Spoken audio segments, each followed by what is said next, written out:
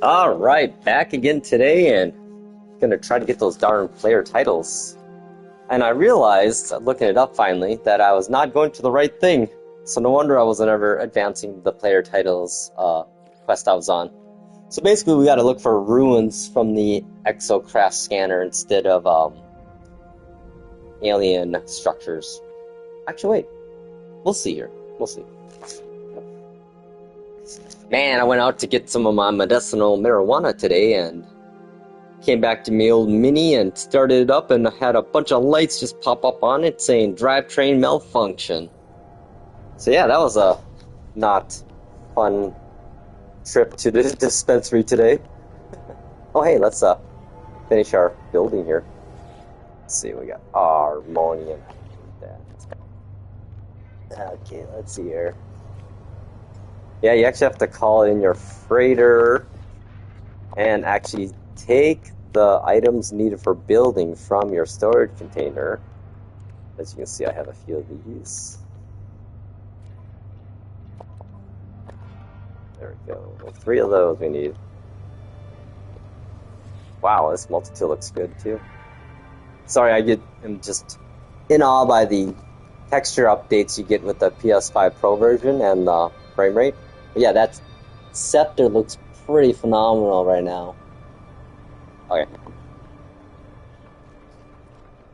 Let's go greet our new visitors and see. Oh, geez. I wonder if the expedition was successful or not. They never told me.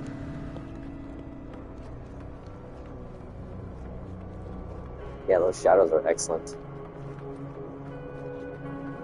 What a bad doorway.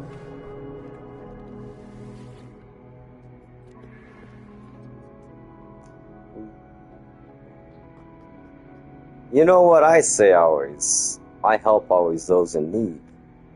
And I give them the benefit of the doubt even if it burns me. Because you know what? It's on them, not me, for getting tricked by helping somebody. I say. But then again, there's the common, fool me once, shame on you. Fool me twice, shame on me. Fool me 3 times, I'm an idiot. I wonder if we can, yeah, I haven't paid the settlement debt off to know yet what items they're going to produce here. I don't know if it's possible. I thought I saw someone have a settlement that produced stasis devices. But I wonder if maybe they were trolling us and actually just did a screenshot and then overlaid the stasis devices there. But so that would be phenomenal. Because last time my settlement I had previously was cactus flesh and some kind of like pistons. So basically just stuff to sell. And I already had so much cactus stuff that, yeah. It's like the one thing that produces a lot of... If you grow these, you get so much. And there really isn't much you can use this for to build. I mean, what can I build with it? Lubricant? No, that's gamma root and vacuum. Acid is fungamone. Trying to figure out which... Oh, polyfiber maybe? Is that what it is? Yeah, polyfiber, but it only needs 100. I mean, that's why I should have bigger starbulb farms than anything, because that's what I use mostly. So yeah, nitrogen salt, organic catalyst, and this is thermite. This will be that. And this is why you need gas farms if you want to make stasis devices, because these 2 items are all gas-based, or the nitrogen salt. Yeah, I remember I had a stasis device farm set up probably about, 3 years after it launched. So what was that? 6 years ago, I had a stasis device farm. Oh, those were the good memories. It's kind of funny when you talk about a game and it's actually almost a decade-long worth of talking about. Which is wild. I had to turn my TV down here. It's crazy. Okay, thus the continuation of our quest of finding titles. So we'll do... So I might have been going to the wrong thing, actually, the last session I was in. As I said, well, I mean, it's alien structure. Supposedly it's supposed to be for ruins, so we'll do it. Guess I can dig up some stuff too, probably. It's Reddit here.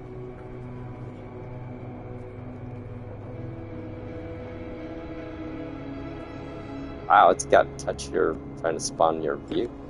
Ship into the settlements. Yeah, some days after, so weird. The last couple updates, I've noticed after the update, trying to land a sentinel ship is like almost impossible at times.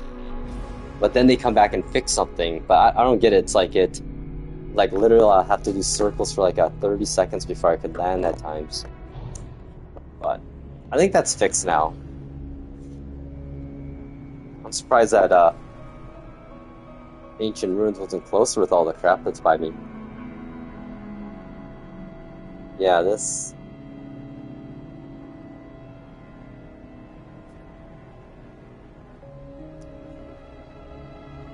Oh, pretty views.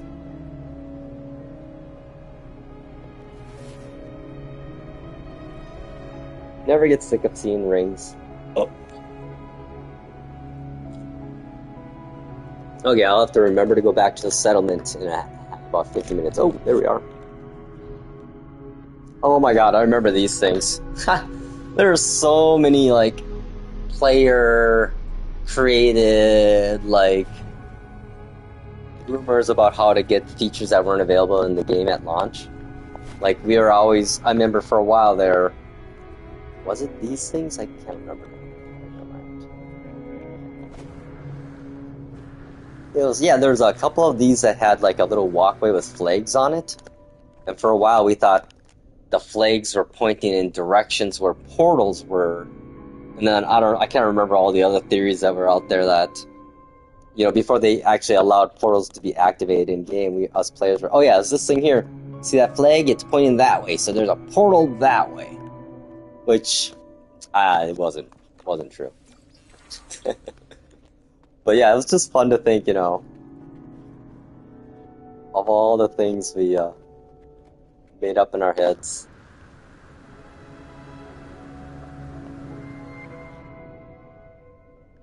It's a nice little view up here. Oh, nice. There's a planet there. Okay, back to, again, squirrel mode here. Let's actually go interact with this properly. Whoa. Totally fell. Oh yeah, I was definitely not doing the right thing last time. Crap.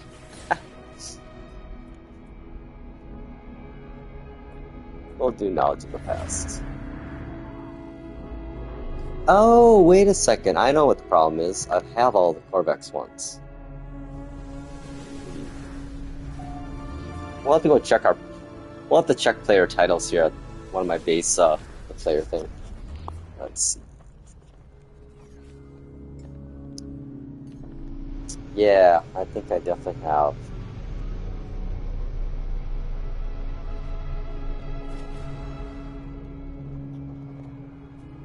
Got one interaction.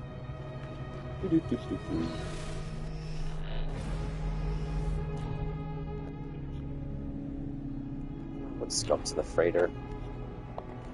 As it sits in low orbit. Look at that, I mean, how close.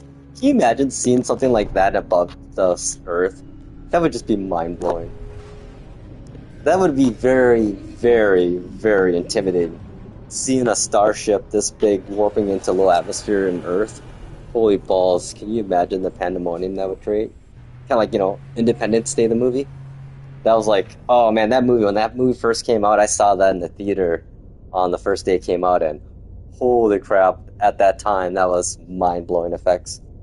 Just fun.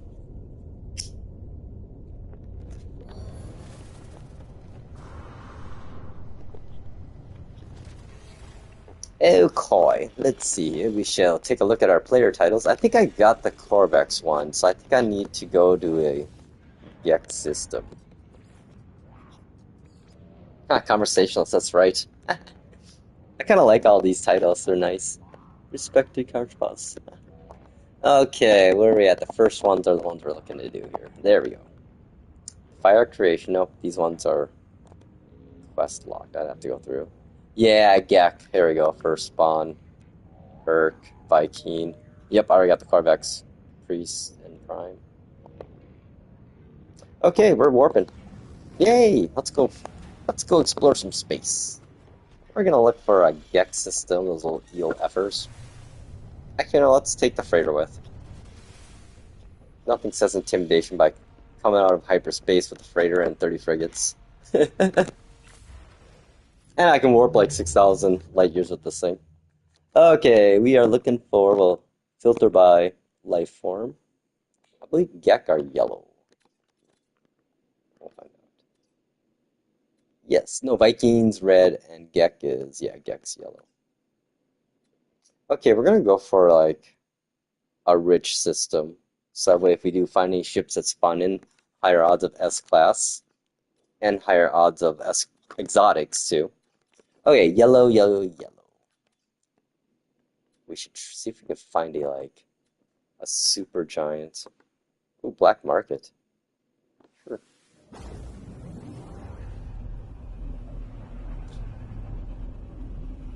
Yeah, it's funny. I was at the dispensary today, getting my medicinal stuff and talking to the guy at the checkout, and I think I got another person to retry No Man's Sky again. They're like, yeah, I haven't played it in like, what, 5 years. I'm like, oh, you should come back in. It's really cool. Yeah, I could cheat there and just have it scan every planet, but you know what? We're not. We're gonna do it old school.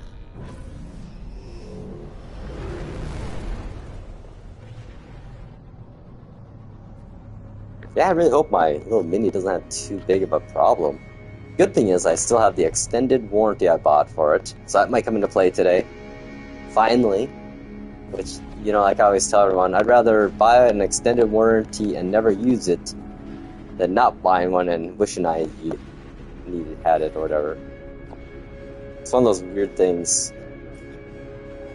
It's like you spend money to spend less money possibly in the future, but then at times you might not even spend, you just spent money on nothing. Yeah, it's dilemmas. I'm just gonna quick go buy some X class here again and give them away like I did last time. Man, I gave away so many blueprints at the anomaly last time. That was fun.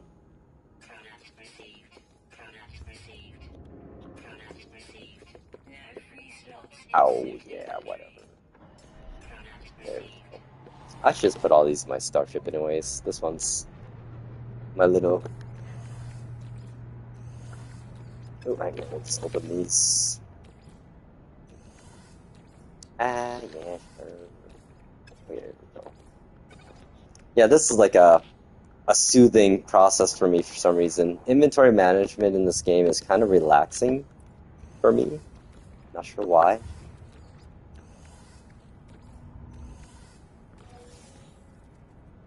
I have so many of these. I don't just delete them. Okay. Well, oh my gosh. I remember early game, I never had enough wiring loom. Now I have like too much of it just all over. I should hang on, I have room in my access suit. Yeah, we'll probably just end up giving all these away at the anomaly to new people.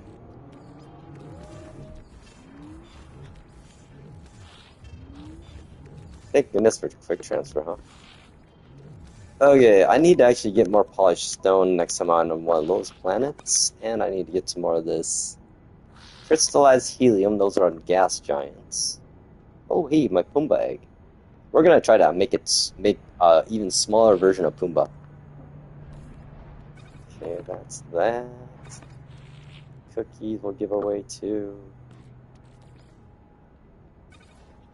Wait, what is this thing? Oh, I forgot I had that. Oh, I guess I got a few of those. There we go. Spread it out. Yeah, it's funny too how like it's so weird at times, like the little things in this game that change that you really notice but don't seem to be that big of a deal. Like, for example, sometimes I don't know how it works right now. Let's find out, I guess. So if I do this quick transfer to my freighter,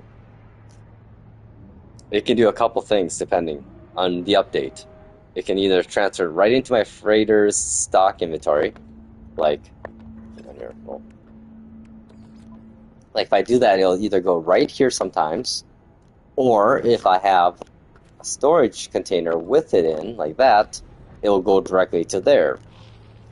But then the thing is, sometimes there'll be another minor update, it's like a 0.1 update that comes out a month later, and it'll totally change that behavior, which is mind-boggling. It's like, come on, HG, you must. I imagine it's such a deeply embedded mechanic into the gameplay that just a minor change of one system maybe flips a flag for that or something. But yeah, it's just, it always baffles me and intrigues me. But I do wish, honestly. Okay, I need to put a button. This has to be fixed. Okay, here we go. Hang on. I'm gonna show you. Cool. Now we go here. Let's move this over here. Oh wait, did they fix it now that I'm mentioning it? Because it sucked. You would always be on like See, there you go. Why did it go back to exosuit? I was last on freighter when I did something. It's like that. You know? But now if I'm here, no, actually, hang on. Let's do this. If I do it here, move one thing, just one spot, or mess with that, it saves. But the moment you do anything in the freighter inventory, breaks it. Oh my god, I found the pattern. Hang on. I gotta put a bug report in with Hello Games on that.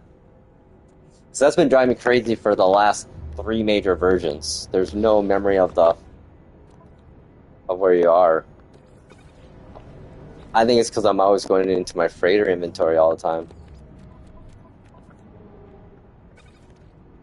But then sometimes too, it's, yeah, I don't know. It's, yeah.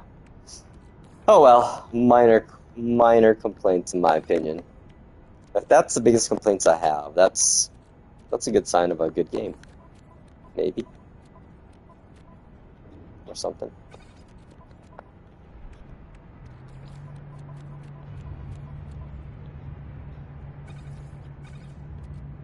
Yeah, it's funny, for all the stuff I hoard, like, I was running low on a lot of key things here. Yeah, it's more carbon again. Base building, though, will totally drain your carbon. Oh my goodness, I used to salvage data at times, I don't know why. No, what did I have down here? I always run out of stuff and forget what I put there. Let's see, that was probably... No. We got pellets over here. My keys are here. I'm just gonna put stuff I don't use down there.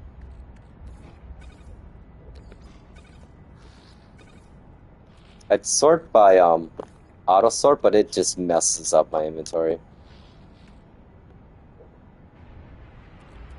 I don't think I need this on me right now.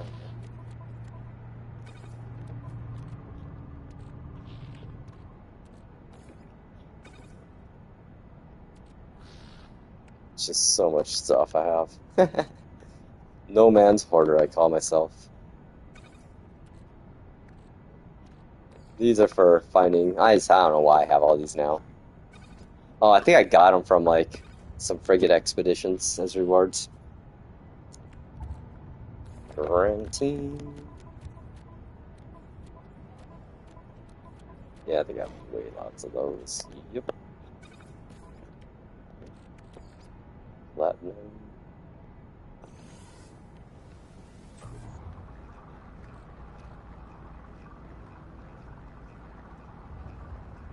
Oh, I could actually use some more of that again. What else we throw in there? Oh yeah, we're good. Okay, that's... Oh, Mordite, that's what... Oh no, I got lots of that too, and Punjin.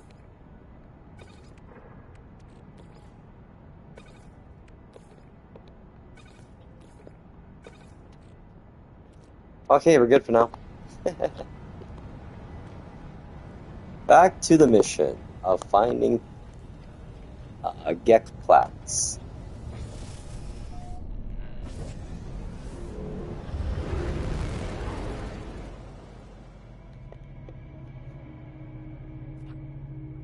Torrid planet. Let's see how the one line gets up behind there.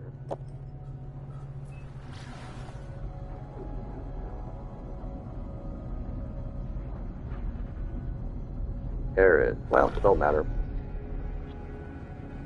This would be prettier to run around on. Let's try to find a spot where the rings are pretty. Should be a good Horizon. Oh yeah.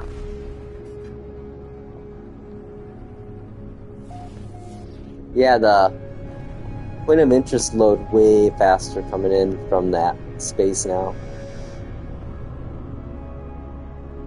Funny if this is exactly what I'm looking for. Nope, we'll land.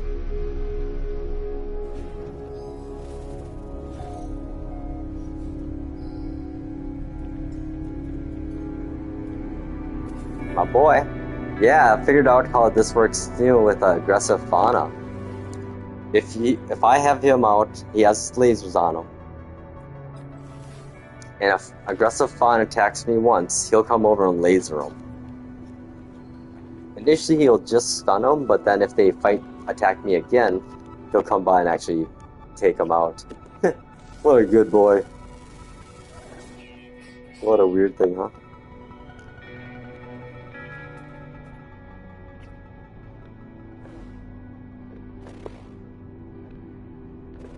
Oh, you're in the way, buddy.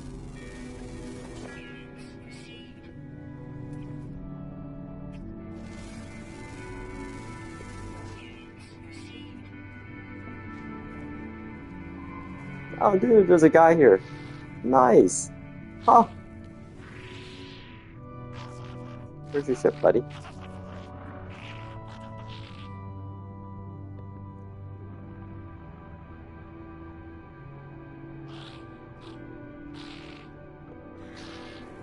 Alright, buddy. You do your thing. Oh, I'm gonna loot this.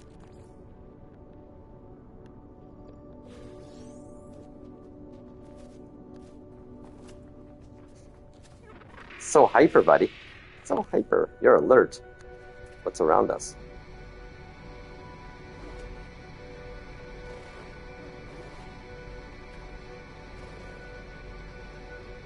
Oh, you can see.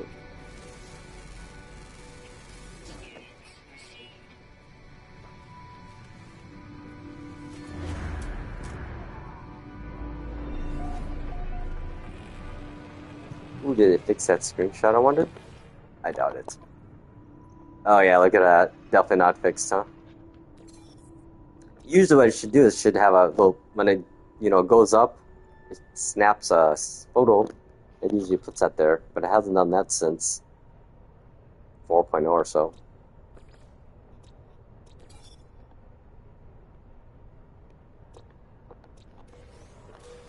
Oh yeah, buddy. We're gonna do our thing here now.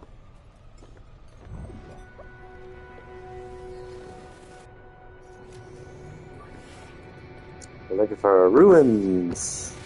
Love ruins. Let's see, how far away is it? Should we try to walk there?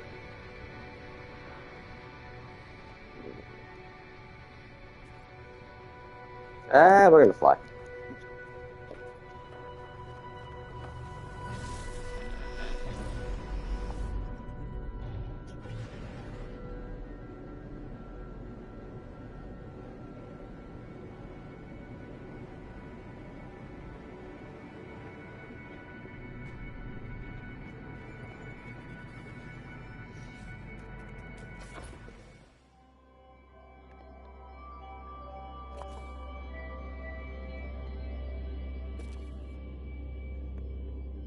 Ooh, there we go. Got the nice yellows, vibrant yellows.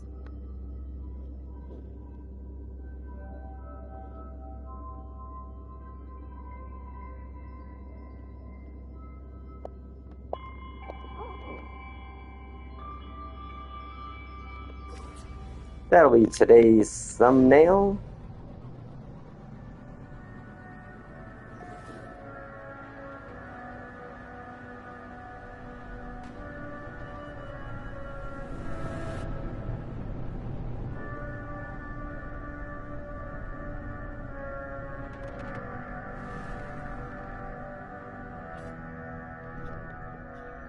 Yeah, I figured today will be a more quiet, chill stream, less ranty. Yep, this is what I've been looking for finally. Okay. Oh boy, we're gonna learn the horrible story of the Gek. y'all are gonna find out the true nature of those cute little guys, aka not so cute. They're kind of like Nazis, almost like space Nazis when I think about it. Okay, on that note, as I touch the obelisk, images of the planet's ancient past flood my mind. The terrible beginnings of the Gek have been absorbed by this strange stone, and their tale seems desperate to escape. The first spawn bred and plotted, while the Sentinels patrolled the skies of Balaron for a multitude of cycles, but the automation victories were but illusions. Beneath watchful metallic eyes, Gek legions rose. Yeah, the Gek, man, it's a dark story for them. It's funny, it took like how many iterations for them to not be as bad. Oh, yeah. Okay, there we go. We're not gonna get that historical marker. We'll do that later. We'll come back and do those after we get some more of these.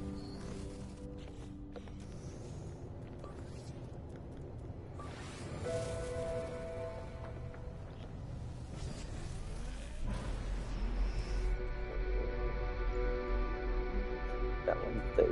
Where's the other one?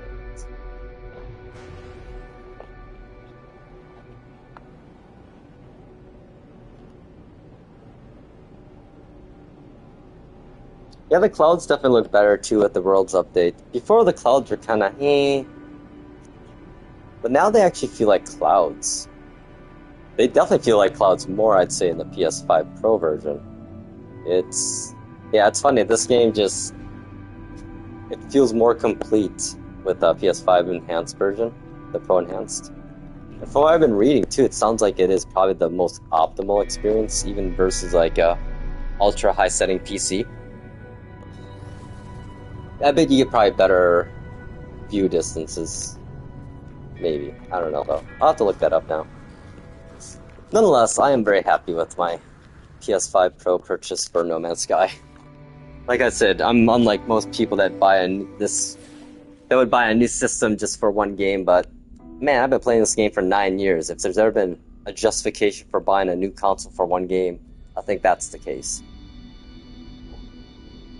And the thing is, I plan to, and I'll play other games on here too. It's funny, I've been playing NBA 2K16 from 2K Games, and that basketball game holds up really well. I mean, it's almost 9 years old.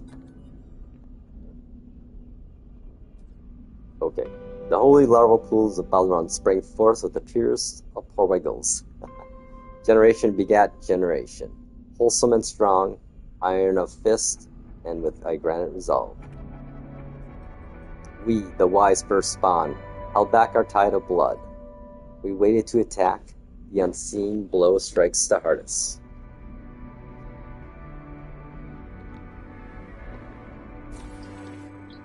I learned nothing new. That seems fitting. It's like every generation, right? We never learn anything, but we do. Yet we make the same mistakes over and over and over. And I guess that's how we got the word history, right? Loves the repeats. Oh, hang on. Forgot to scan for another one. I'm trying to think how many one needs to get of these. I think what was it? 30 I heard? We might not do all of them today.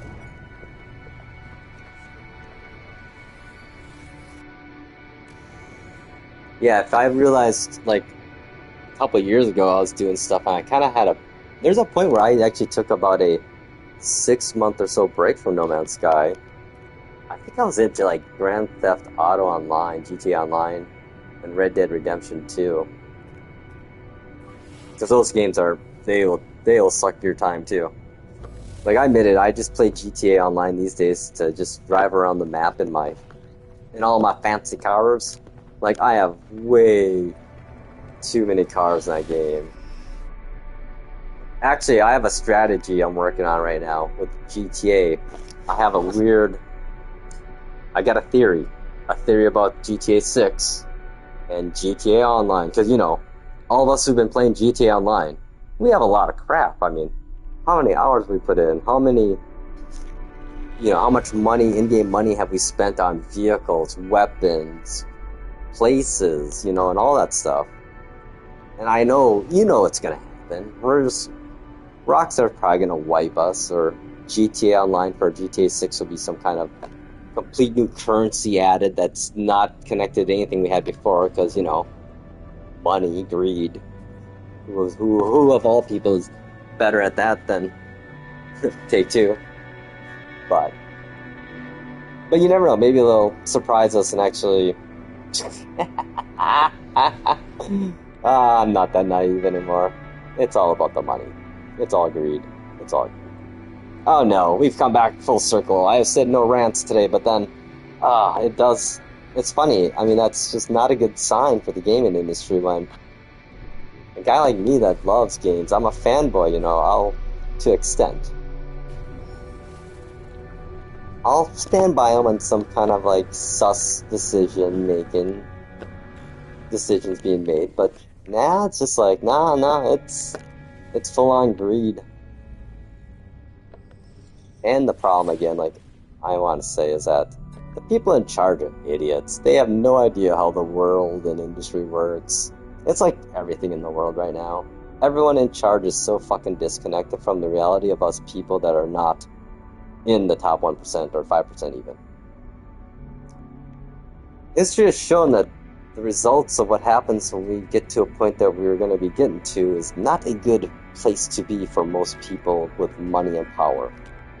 So, and like I always tell people too, it's like, why do you keep making everything so expensive that no one can afford it?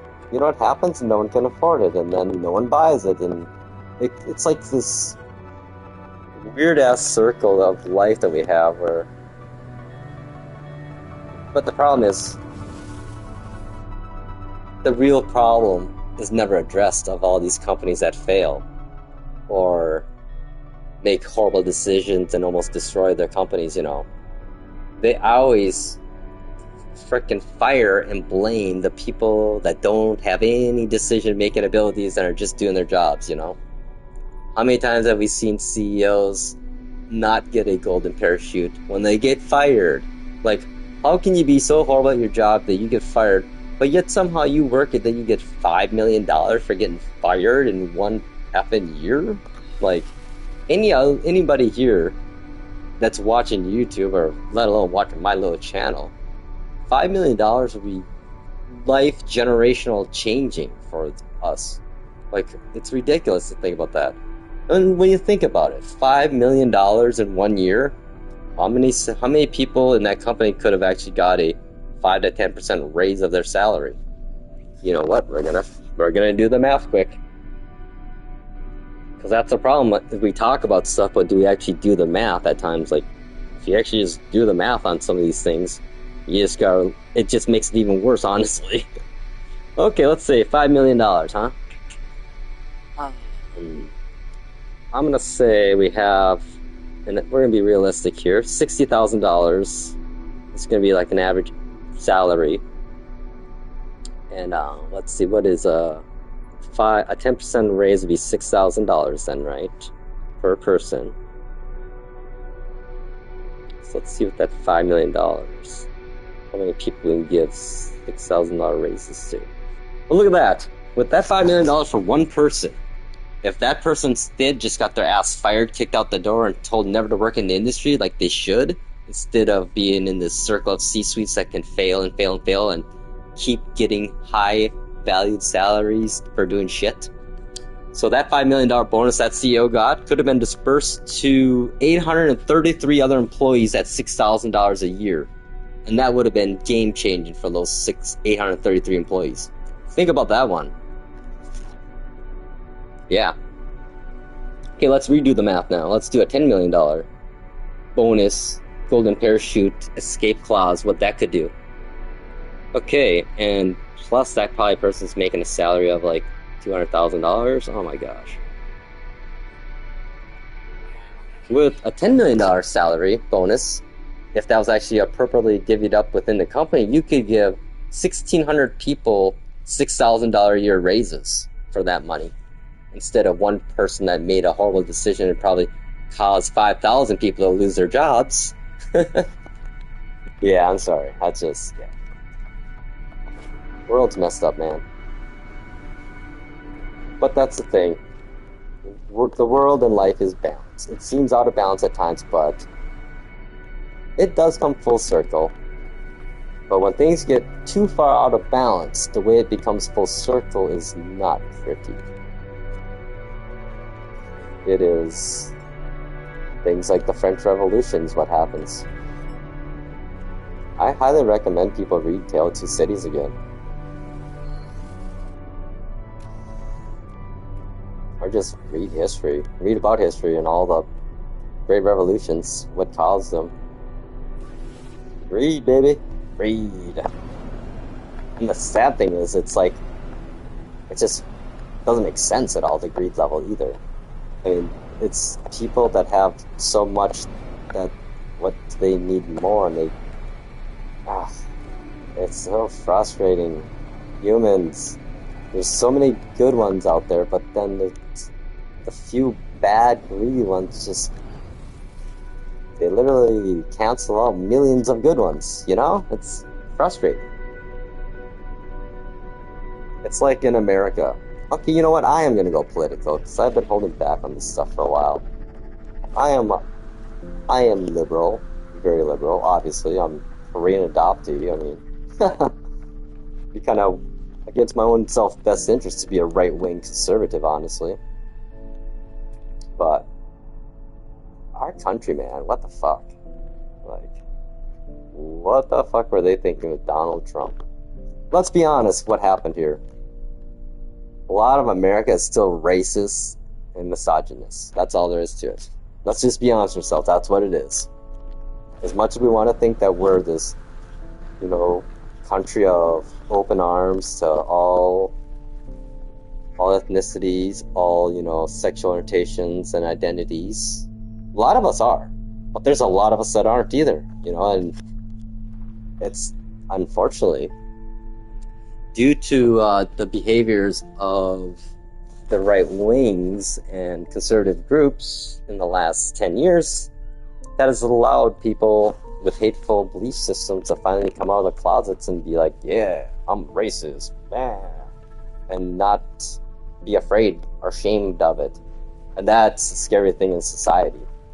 I mean, the patterns that we are seeing right now, it's scary in America. We are resembling 1920, 1930s Germany. Yeah. I went there. It's just ridiculous, like, how people can't see that. And that's the funny thing, too, I get is, the people that are, you know, all about America. I mean, if they were really about America, they would, if they could open their eyes and see what's happening, they'd be like, oh, this ain't America. This is like the thing that America has been against forever. I mean, they're all about democracy. Well, you voted Trump in. What the hell, yo? Like the most dictator wannabe ever. He's like, just so cartoonish. Like, I mean, that's a problem I have with the old people. Like, frickin' thinking Trump's a fucking genius. Like, dude, you realize how he made all his money? I mean, it's out there. Just look at all the articles. I mean, he basically runs companies into the ground and bankrupts them, and he didn't make his own money. His dad, here's the thing people gotta worry about. There's dementia in the Trump family and Alzheimer's, and there's a history of it genetically. His father had dementia / Alzheimer's, and the family basically, when he was in a delirium state, basically had him sign over all their crap. So mainly, I think it was Donald and the older brothers, and I think the girls kind of got screwed in that whole deal too. But they basically did like a takeover of everything, of his assets when he was in that state. So yeah, here's the thing: I could be a millionaire if I started out a millionaire. It's not hard to make money once you have money. I've been saving my money a lot. the last like 10 years and have a decent savings. But I can tell, like, the opportunities to take your money and make more of it, once you have a decent amount, is a lot easier than starting off with $100 or 1,000 here, you know? And then, unfortunately, when you start investing higher amounts, you start it's the larger amounts don't seem larger anymore. It's like your sense of scale it gets skewed. And I get why billionaires are the way they are. They just have, I mean, to them, it's just a game. Who can get the higher number? You know, it's like playing video games is, you know, to us. Money to rich people is like video games to me. Which I get it, but god damn it. Do something with it. What the fuck do you need $1 billion? What do you need $20 million? What do you need more than $5 million? I mean, realistically, why do you need more than $1 million? But I get it. You earned it, but still, I mean, it's a secular relationship one needs to have with money and society. I mean, you got that money by obviously exploiting somebody, because you don't just make a lot of money being an honest person. That's just, unfortunately, not how the economy in the world works. So yes, you can get lucky sometimes in the world working out that way. Man, that is creepy looking, that thing, isn't it? Ugh. No, it's buoyant. Oh wow, cementation. Yeah, that'd be scary in VR. But yeah, I always want to. I keep saying it. I got so much hope in the kids, man. You know, that's one thing I want to be different as an old person, is I don't want to forget who I was and the things I did as a kid. Like, like my friends and I, we get together and talk, and they have kids that are like, what, 6 to 10 years old, and some are, I think, up into 13, 14 now. And they start talking about, you know, some of this crap they're going through and stupid, silly things the kids are doing. And I'm like, man, I don't get these kids anymore. I'm like, hey guys, I'm the childless person here, so I'm gonna be the reminder to you that we were just as fucking stupid, yo. Except, you know, we didn't have access to information like they do, and we don't have social media, and our parents didn't have. They had cameras, but they didn't take pictures of us every single day because it costs a lot of money to develop film. Like, if you wanted to develop a 24 roll of film, which is a weird number, isn't it? I know, right? 24, I think, prints would cost about $16 to develop. Think about that, kids. Imagine if you had, nowadays, every photo you took cost 50 cents to process. You get pretty selective with what you take pictures of.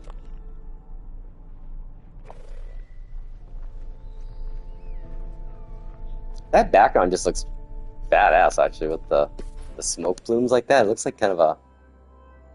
Okay, we need to put a filter on here now. Something more like desolate looking. Ooh, Corona is a nice one. I think we're looking for the... Oh, yeah, there we go. Hang on here. That feels like a good movie. Let's get rid of that.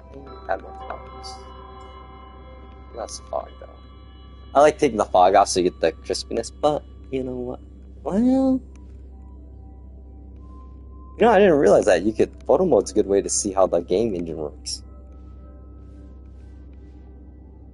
That did look kind of cool, but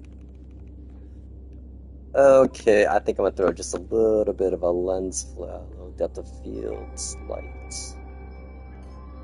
Focal points me close. A little semi-blur there. 3%. Right out. There we go. That looks pretty spectacular. Oh, that looks too pretty.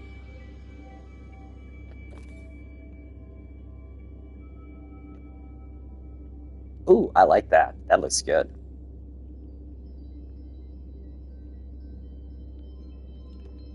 I'm kind of a sucker for photo mode. I mean, like, I kid around, but not really, though.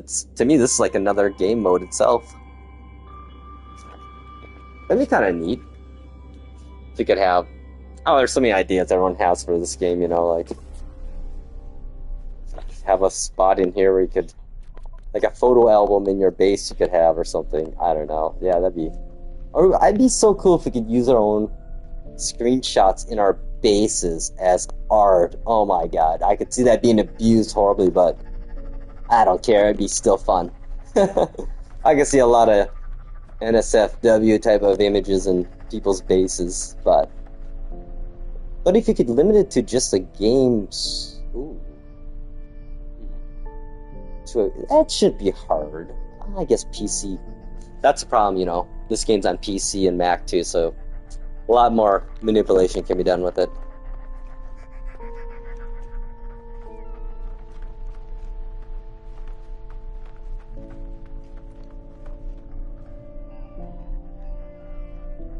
Okay, let's see here. Try to find some more of these again.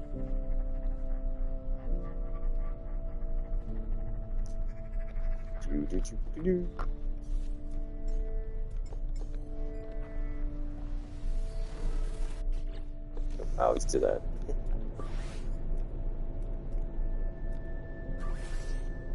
Oh man, not many on this planet, I guess. Well, let's go do the other one.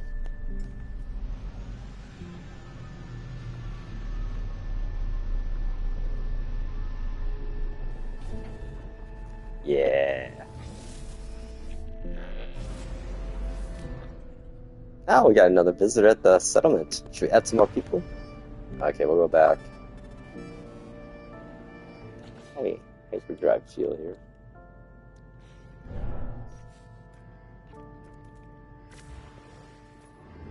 I think I'm in the right region of space to get to my settlement. Let's see, there's one of my bases here. Where are we? Oh, we're in the Galactic Hub, yeah. Oh wait, is it? Oh, there it is, right there. Yeah, I really hope they upgrade this menu here, this map. There's so many things they could do here. So many things. Like, I'd love to be able to favorite star systems or create my own, like, you know, paths connecting my systems I want to go back between, you know, like, so I have my main base. This is the place, my beautiful base here, that planet. Then over here, my settlement. I don't think I have any more bases in this area yet. Oh yeah, I got another one up there. Oh, that's the portaling in planet for the Galactic Hub. That's funny though, that Pilgrim title was basically you had to teleport into the old Galactic Hub capital system where New Lenin's located, or Drognar. But the thing is, to get that, you had to actually teleport there, or use a portal to get there, not actually warp there with your ship. So I've been there so many times, I'm like, why didn't I get this? Because that was the region of space I flew to manually with the Pilgrim Star map and everything. Which again, that's Pilgrim Star. Getting to the Galactic Hub before you could do the Uber, as we call it, was definitely an experience in itself. Like I kept a little journal even. Like I initially kept coordinates of every system I jumped for the first 50 jumps. Then after 50, I got a little fatigued. But the cool thing was I'd restarted my game completely, so I was basically upgrading my ship and everything as I was making my way to the hub. So it was like a 2-for-1. Oh yeah, that's right, I did. Pretty cool system, actually. Half in the rings. Look at the rings on this planet, though, man. They're just massive.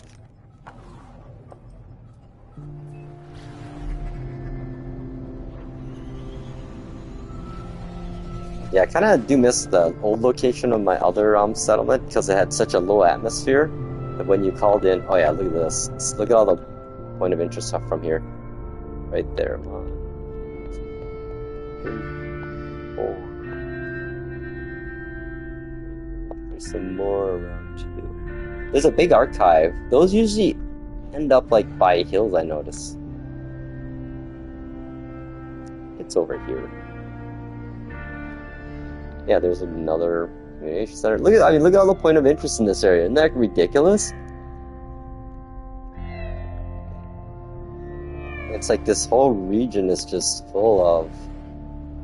And then I went to the other side of the planet, actually, and landed to see if I could find a similar location, and I couldn't find hardly any points of interest over there at all. Yeah, here's another supply depot thing. Oh yeah, yeah, right over here, there's this. And then there's this over here. Oh my goodness, and oh my god, there's like everything around here. Oh, holy crap.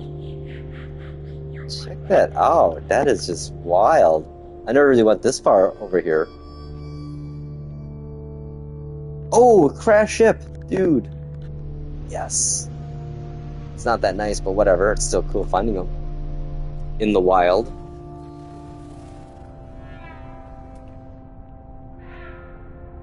Oh, look at that one. Let me scan. Yeah, I bet I need to help him fix it.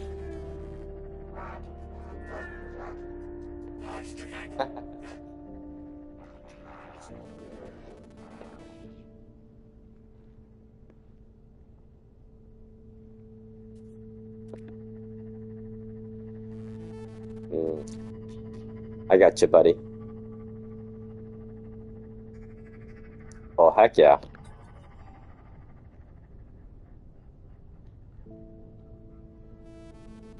Ooh, we got a mission. You know what that means. Bringing out the big guns. Won't even be fair. My friend, we shall get revenge for you on the pirates. Hang on a second. You know what? Let's really mess with them. Call them the big guns. Now I'll probably have one of my combat frigates help out in battle if there is much of a battle, which I don't really need, but okay, let's find them.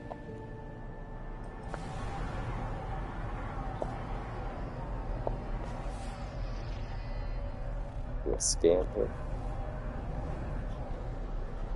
Oh. Okay. Oh, let's have all the moments here. Alright, boys, we got a target on our hands. Let's go get him.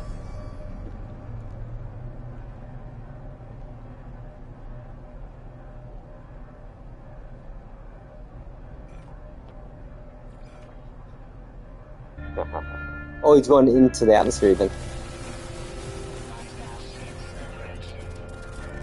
Oh, he's coming right at me. Dogfighting me? Oh. I should switch to like cockpit view, but this thing handles like a rock. Oh, this guy's got me out there. You don't mess with my buddy down there.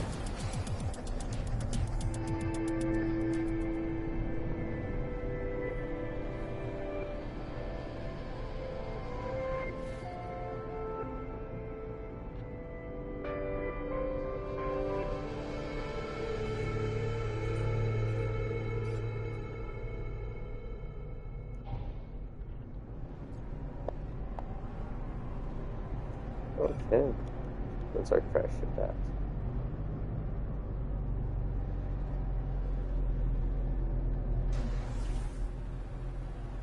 I just like flying in the atmosphere with my squad. And we got a Starborn Phoenix and I forget the name of that one. And my Starborn Runner up there as my fleet crew. Whee!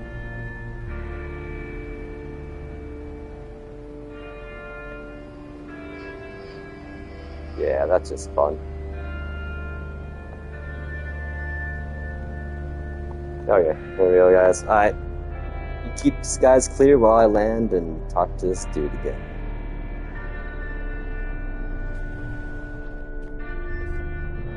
It'd be kind of cool if they landed too at the same time. Alright, boys, head back to the freighter.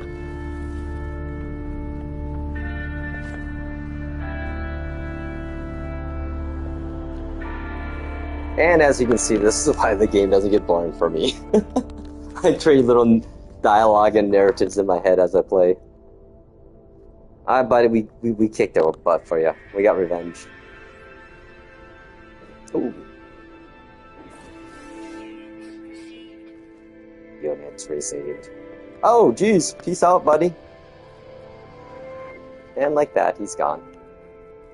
Heh, I just love that part.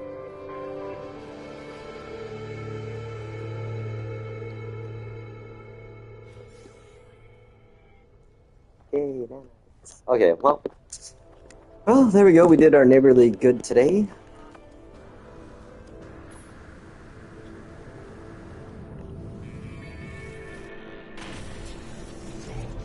See if we oh wow, we were not far away.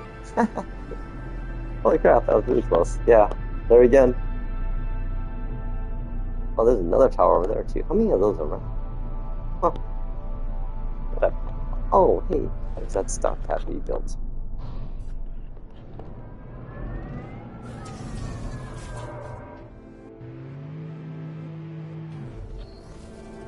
Yeah, I'm definitely digging this location for the settlement, man. It's so many things around it. I really hope they revamp those points of interest now, so I'll have every single type around me when they do the next update. Okay, let's see. I'm gonna practice my melee chain boosting. Oh, there we go. Okay, we're gonna go there.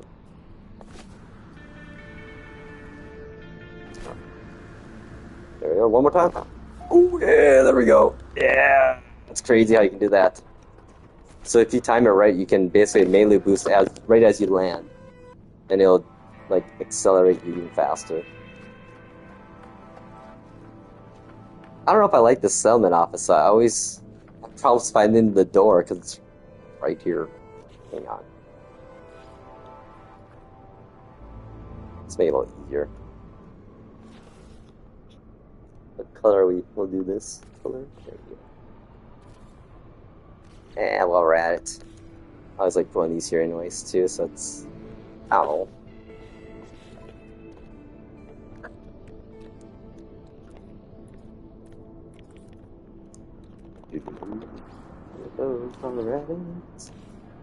There we go. Now I can finally find this place a little easier.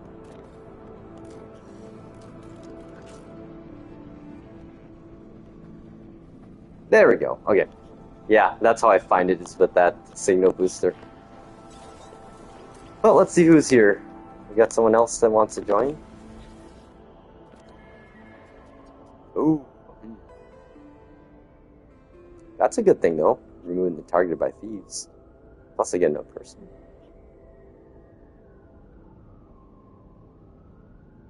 Ah. Death Altoy.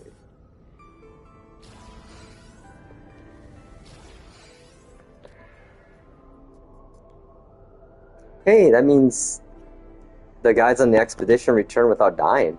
So I had 47 before when I sent them on the expedition, so yay. Good job. Way not to die on that. At my other settlement, I swear to God, I sent 5 of those out, and every time I lost 3 of my citizens. So I lost like 15 people in like one day doing that. After that, I decided not to let them go on expeditions anymore. Sorry, buddy. You guys are not good expedition people. You are not explorers. Oh, it's almost done. Yeah, if you're impatient with this waiting for construction things, all you have to do is set your system time forward by the amount of time that's remaining. Then once you do that, then turn it back. Otherwise it'll get all weird. But what is this going to be? Is this going to be another land? Oh man, I got 3 landing pads at this place already. How many you can have again? Oh, hang on. My camera settings are all crazy.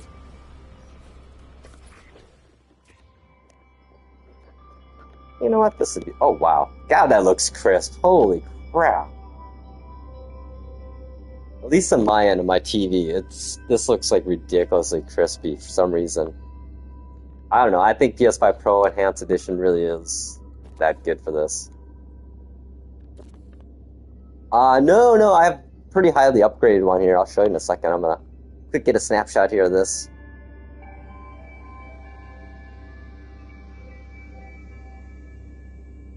But I finally got the timing down now for the melee boosting, I feel. Okay, there we go. So now I don't have unlimited. But you can, put stuff in your ingester to make it like it's almost unlimited. Let's see here. What kind of food stuff do I have? Oh, I think it's like sticky pies or something that would give you. Okay, let's see what this boost gives you. This is hazard protection, so we'll just let that run for 26 minutes. Boost. But no, you can do the whole melee boosting. Then land and do it again. And then one more time. Oh yeah! Look at me fly. Yeah, that's crazy how far you get so fast. It's always a little harder to do with the rocket boots though, because...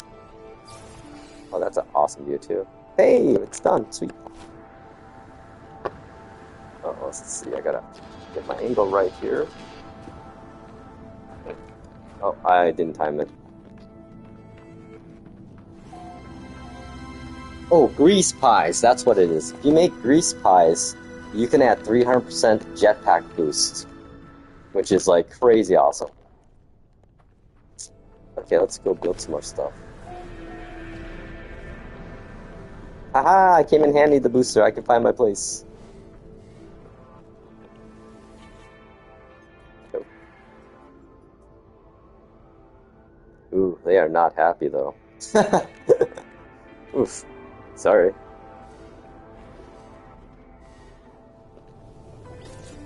Okay, I'm gonna go make some pies now.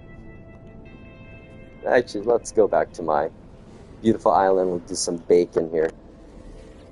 We'll do some farming and bacon here, which will then be used in our ingester. Hopefully you get some good boosts. Yeah, that's pretty game-changing for new players, I think, is the ingester technology blueprint you get for your exosuit. And it actually makes... No, that was actually a settlement I had. Basically, there's these things, settlements you can take over and you become an overseer of. It's basically you do passive tasks for the settlement, like building things to expand it. And then they also will give you rewards in times too. You can get usually a plant thing and a production thing from that. But this is actually my base here. This is my favorite one, recent one. It's just so pretty. This whole island, this planet is just beautiful. I mean, my actual first ever planet, I found that was a true paradise planet where 0 storms, 0 aggressive fauna, sentinels are very chill, lots of cool land-based animals, bluegrass, bioluminescent water. Yeah, that's a lot of checkboxes. And of course rings. And I got neighbors. Oh my god. I love that I have neighbors. Every time I'm here, I gotta go visit them. Let's see, I have one neighbor over here. And then I think the other one's over... Like I always tell people, if you want to build in my planet here, feel free. Yeah, one of my neighbors, he's just over the hill over there. Okay, we'll go visit him. Yeah. Actually, let's do this. It's even funner. Hang on, let me get my space pig buddy out here. I love companions too, they're fun. Like this guy here, if an animal attacks me, he busts out his laser beams and lasers them. I found that last stream I did that I figured out how it all worked. So yeah, I got a neighbor over here. Oh, that's right, I was working on a lighthouse for him to see. Or them to see, I'm not sure who it is.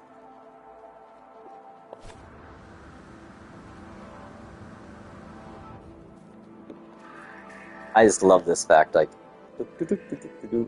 I built that. But this is the best part about this game. Ah, look at that.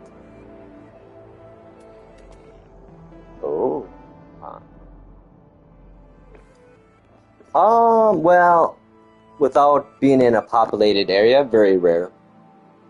Not as rare as you think, though. I mean, it's easy to join other people's sessions to follow them into their session if they allow it. So, but but yeah, this game is way less lonely.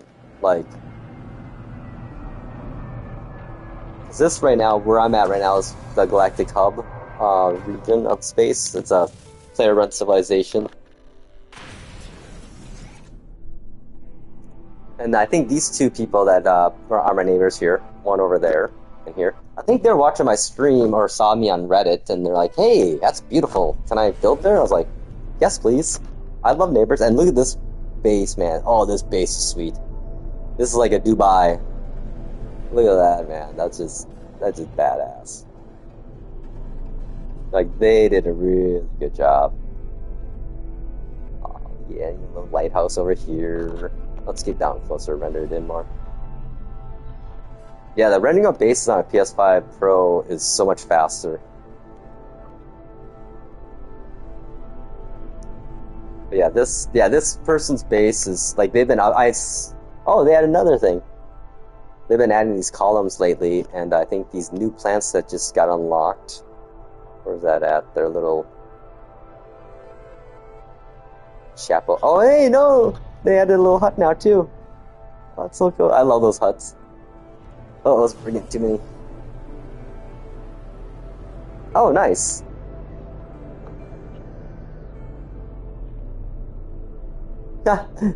Oh, that's a bummer. But yeah, and here's the other neighbor. Oh no, that was the neighbor. Where's my other one?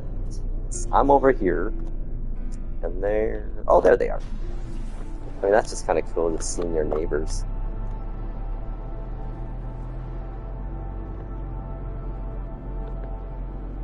This is a nice, classic little base. Oh, the reflections. Oh, you know, you can still do that, dude. The expedition allows you to, basically, well, here's the thing. With the expedition way of doing it, you have to have a lot of nanites, so that's the downfall. But, there's a bug in the Outlaws update. As you can see, I don't think I'll ever need nanites ever again. Yeah, I thought that the ship glitch still worked too, but I guess I haven't tried. I guess I never really do it ever.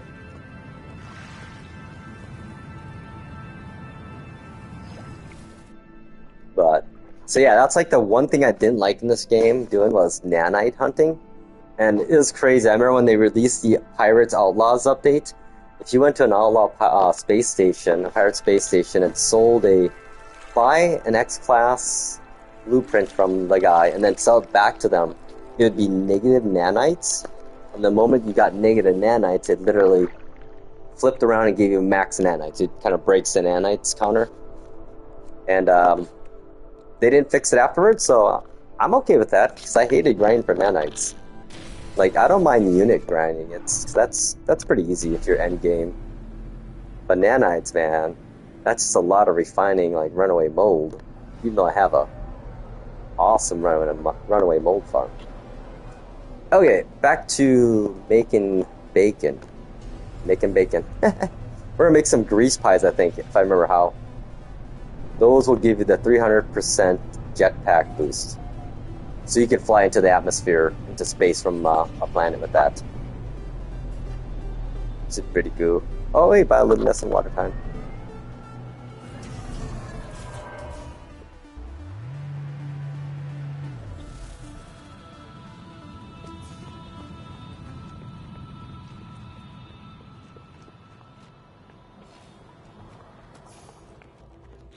Okay, let's see. We'll go look at our recipe book here.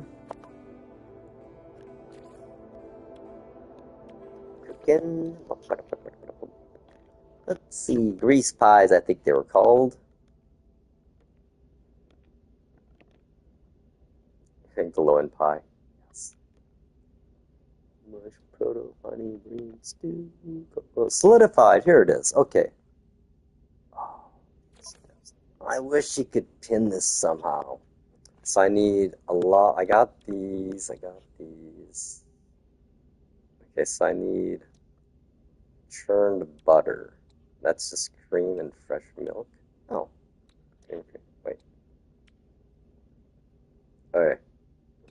Pie case, clarified oil. That's the end result. Easy.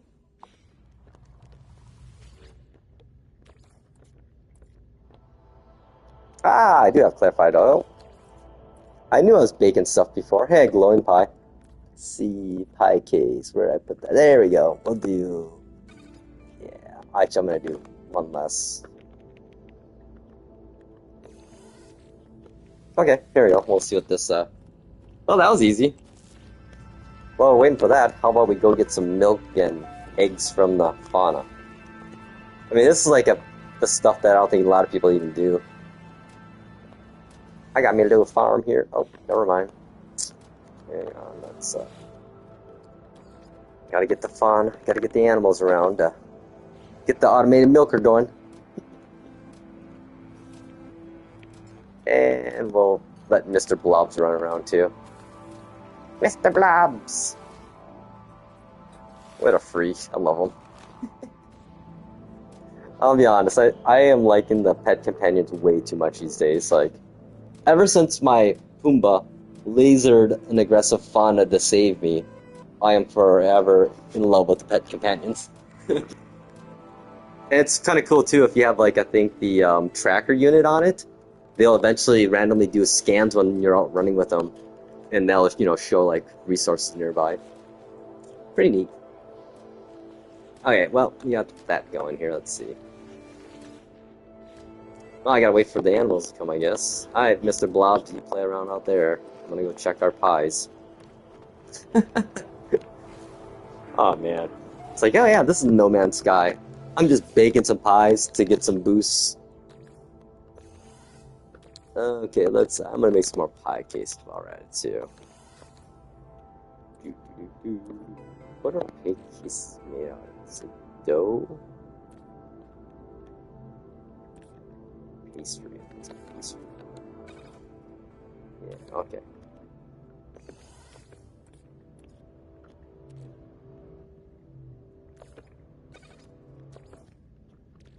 Dough and cream? No, no, no. Milk? No, no, no, no. I wish you could get to the actual recipe book easier. Oh, and never mind. Never mind. I've been playing this game since August 9th, 2016, aka launch day. So yeah, I've been playing since then. My first game save, I think, had like 1,100 hours in, and that was like the first 3 months. No, 700 hours, I think. I can't remember now. But yeah, I probably put about 2,400 hours in this game at least. Yeah, I don't know, it's fun. To me, it's relaxing. So a pastry is refined flour and churned butter. Okay, fair enough.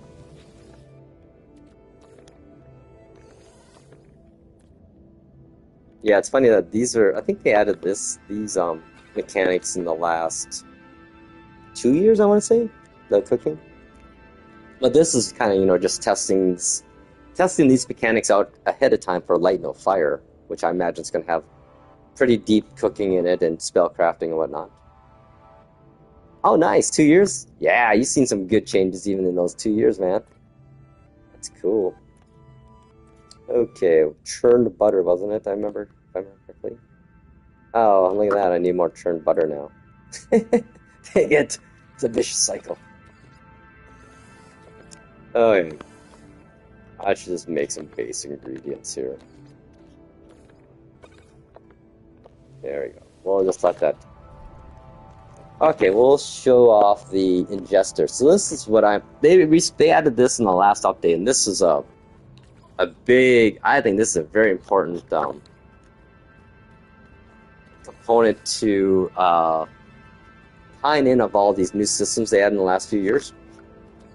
Because this system, what it does, it lets you put food items in here that you make that will give you boosts. So like this one, you're gonna love this one. 316% jetpack tank boost. There's your jetpacks, man. And think of that as a new player, and that lasts for 2 hours now in game time. Yeah, so it actually makes cooking worthwhile, and it makes taming animals and having a fauna farm worthwhile now too. So we're kind of seeing the full circle of all these subsystems coming into the main system. They haven't probably. I think they're definitely gonna need to update. These blobs out there, dude's on crack, man. They're definitely gonna, I think, revamp the tutorial in the next update, the beginning parts, because I think the nutrient ingester is gonna be an early game item you're gonna get, and that's gonna be a game changer for new players to make some of the annoyances, I think, easier right away. But then again, I mean, it's not like this game's very hard, really. It just takes time, and it's kind of confusing because there's so many things that you can do in it. I just like to look at that. It's so pretty. Okay, well, let's see here. We'll check our bread.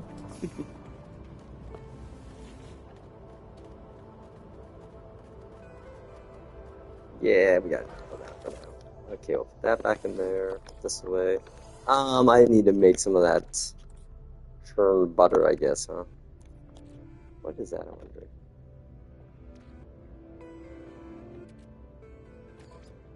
Oh, if you hit triangle, you get it. So fresh milk to cream and cream to butter. Oh, that's easy.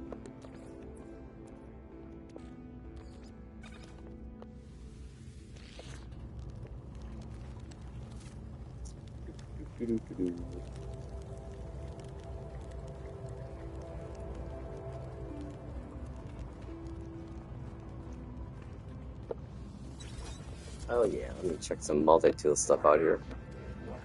I love that you can do this now. Archive your multi-tools. So nice. This is a cool... I think I'm gonna put this guy away. This thing is such a... I gotta keep it on hand. It's so much fun. Well, which one is this? Oh yeah, I never used these royal ones ever.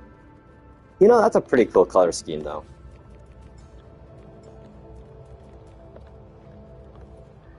Oh, so funny. Oh wow, is that how I've always held this one? I thought it was a two-handed one.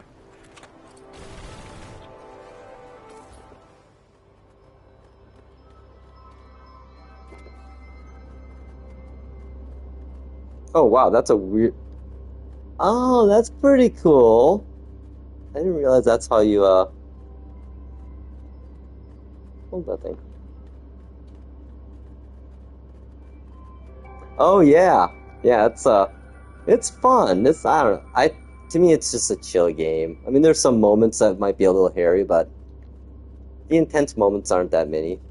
And there's just so many pretty moments in this game, and even, like, in a stormy planet, it's pretty. Yeah, I don't like this one very well. I still have yet to build my own staff, too. I have all the parts and everything. Every time I was doing it, I was trying to find an exact color combination, and I could never find it. And then when I did find it, I went and did a mission, and I totally lost track of where that one was at. So I was like, oh man. Let's see, which one was I looking for? The Prayer of the Sky one. This is like my original experimental scanner one. I mean, this thing's range is like... The range on this thing is crazy. 6,300, man. That's pretty cool. What weapons do I have on it? I do not like the neutron cannon at all as a weapon.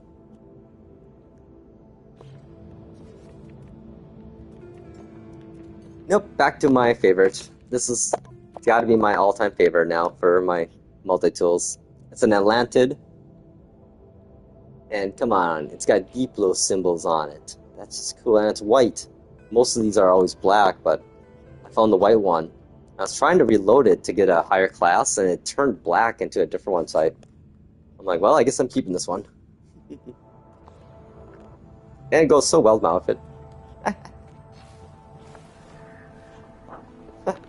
Oh, Mr. Blobs, you're a hyper dude. What are you doing? Tranquil? I don't know what your hyper is. There we go. Oh, we'll check on our... See if we got any eggs or milk here. I don't see any fauna around. Oh, we got some milk. Oh, there they are. Okay, Mr. Blobs, you play nicely with the fauna. I gotta check on my cream.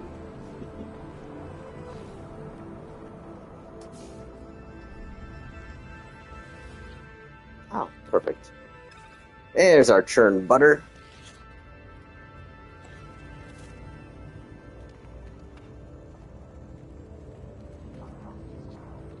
I got some stuff to sell over here too.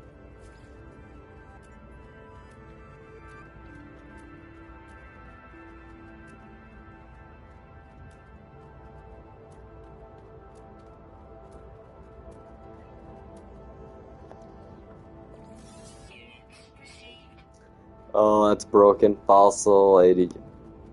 I'm gonna keep that to trade it in maybe somewhere. I haven't done any of the archaeology stuff really, except for the expedition ones. I'll save that for later.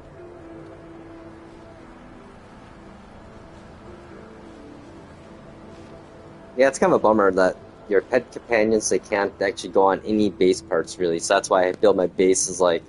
That's why I built this base like I did, so I could have my little companion wander around with me. Ooh, let's go check our camping area out here.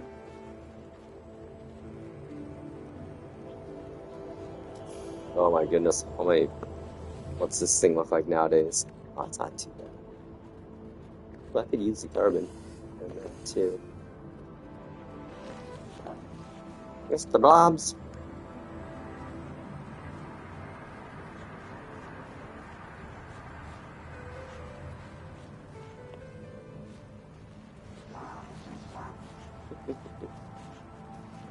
There it is, my little hidden secret campsite, kinda, but not. Oh, I gotta make it bigger. I can't fit in it. Okay. Let's see here.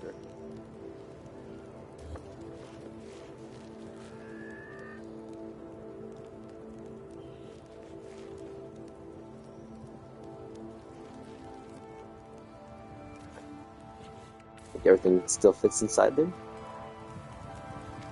There we go. Oh, it's a little cramped though. Yeah, that's just for sitting.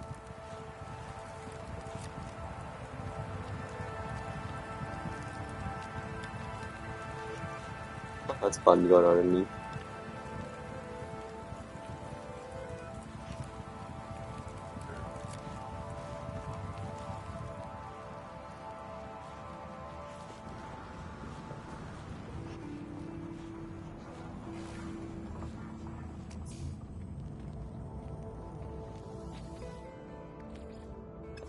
Verified oil. Wait, I better make sure that's what I'm looking for.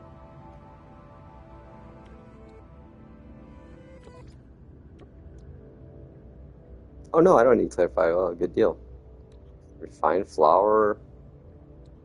Churned butter makes pastry, which makes pie case. Sweet.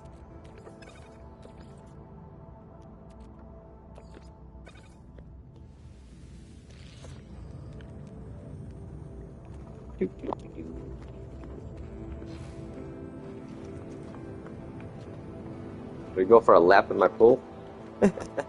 I got this idea from Redditor. I'm like, oh, that's a brilliant idea. Oh, okay, let's go for a little swim.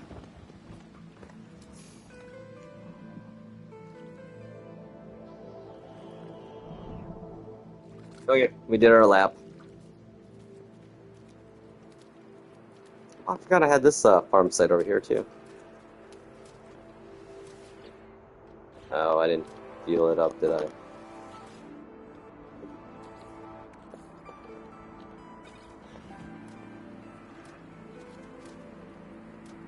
Yeah, this is almost like a farming simulator we're doing right now, kind of. Kind of feel like my Sims Pets or something like that. Doo doo doo doo. Oh yeah, this is a space game too, I guess. That's what I love about this game. It's just so random at times. Like, you know, what was my plan today? Oh, I was gonna go get these player titles.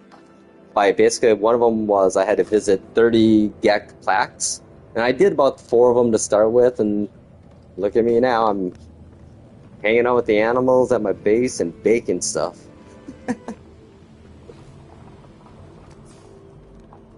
So yeah, it's a little bit of everything for everyone, maybe. But I feel honestly, I wish they. I wonder if they maybe would introduce different game modes. You know, like one where all you would do is like what I'm doing right now, kind of thing, building and baking. And I honestly feel like I have friends who have kids that have ADD and ADHD, and the stuff that they do to calm themselves, I think I realized I probably have ADHD or ADD too. Just never got diagnosed, and very good with it. um, but like inventory management, oh my goodness, that is just like zen for me. I don't know what it is about it.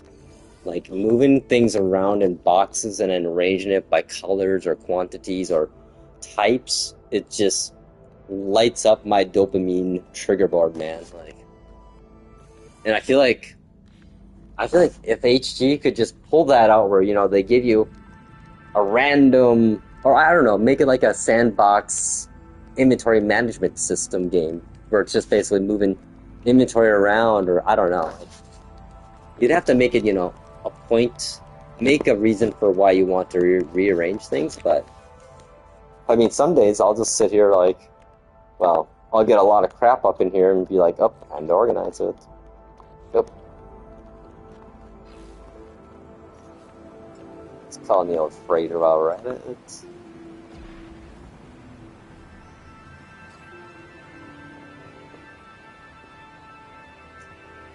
Ah, yeah.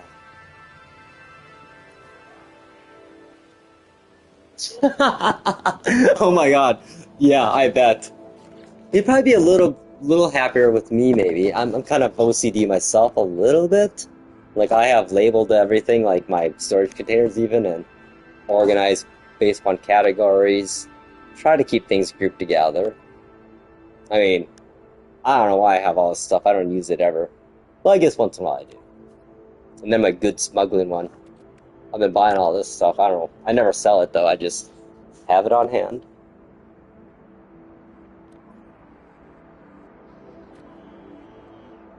Yeah, this one's a little ugly, though. This is my expedition one. I always bring a lot of stuff with me, and then I either give it away or use it in the expeditions. Well, you probably could use, like, the buttons over here, which I don't dare touch these, because I'd be like, no, that's going to take me hours to redo. I did that once accidentally in one of my storage containers, and I'm like, oh no, now I gotta rearrange it all again. Which I'm glad, you know, a lot of people really, really wanted this. And again, something developers don't do enough of that they do. They listen to the community and add stuff. Even if it isn't implemented how we want it to be, they at least added it and they heard us, you know? I think that's what the gaming community literally wants at this point, is for companies to just hear us, our complaints, and be like, you know what? Yeah, we're gonna stop doing that. You know, we're kind of being assholes.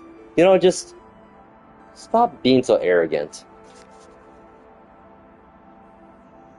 Oh yeah, that's true. That's true. Well, I could see that being problematic though. People have like custom ones automatically, you know, set. But it's a lot easier though than the old days. I mean, remember I don't know, when I first started playing this game, our inventory for the whole this was our inventory for everything in the exosuit. This was it. And you can only stack 5 maybe deep or something. And Starship was maybe like this. Yeah, I mean the first things that Hello Games addressed after they launched it. Well, they had a big checklist. I know you probably saw all the documentaries out there, all the great videos by YouTubers on, you know, the ingoodening of No Man's Sky or whatever. But the first thing they addressed was the biggest complaints we had, and that was inventory. Jeez, oh my God, just give us more slots. This is just painful, you know? So they when they did that, they just went all out. They kept going and going and adding more and more and more. And now I'm like to the point where I'm like, okay, I think I got too many slots now for technology. So I mean, this is one thing like on my freighter. Eh, just a little, just a little. Medium mold.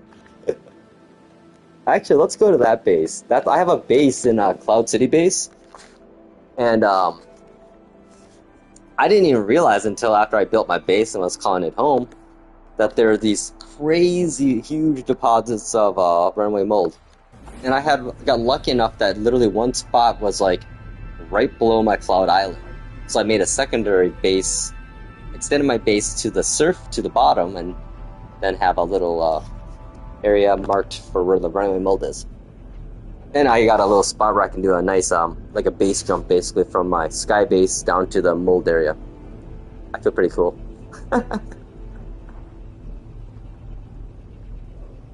Yeah, with this game, for me, as you can probably tell, there's a lot of RPing going on, like role-playing going on in my head as I play this game.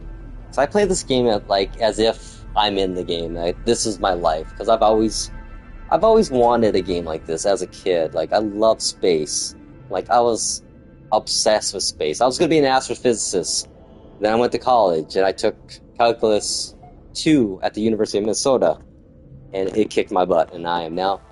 And then I became a philosopher and anthropologist. And now work in IT as a total computer geek, so. Oh my god, dude, yes, I want to play this in PSVR too. I played this in No Man's Sky in PSVR the first when it came out, and I actually bought the PS4 Pro and the second version of the PSVR 1 for this game, and it was pretty good. It wasn't amazing, but it was the potential. If it had better clarity, visual clarity would have been amazing.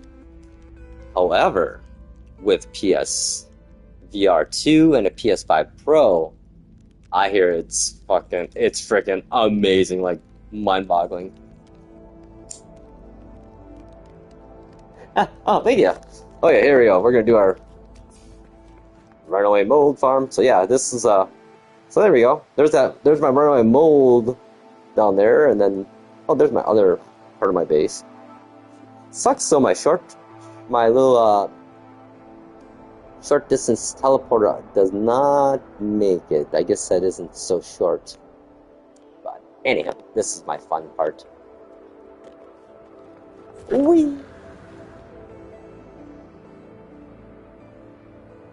I mean, we even got like a Superman style pose, like.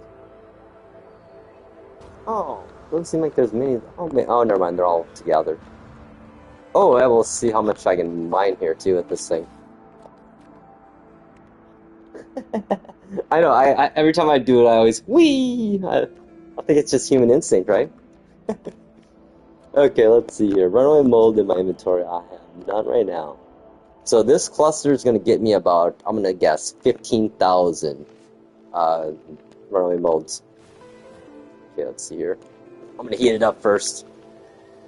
Here we go. Let's get this guy.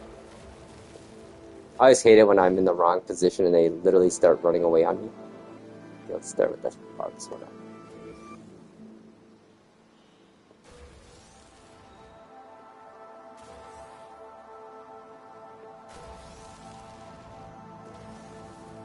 Ah, you can't run away from me.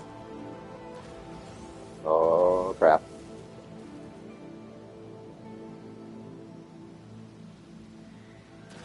I knew there were more. Okay, is that all of them? I thought I saw one run away on me.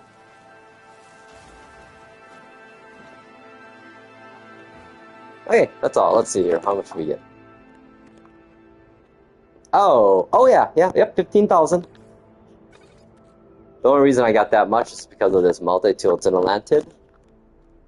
And if you want to maximize mining, you put on the old optical drill in your supercharged slot and your main mining beam, and that will optimize it. If I were to move this around, take that off, I'd probably get about 9,000, no, 11,000, I think. And then if I use a different multi-tool altogether, I think because the lantids give you bonuses towards mining. So if I were to use my Kiss of Dance here. Let's see. Alright, let's quick boost away here. 600 units away.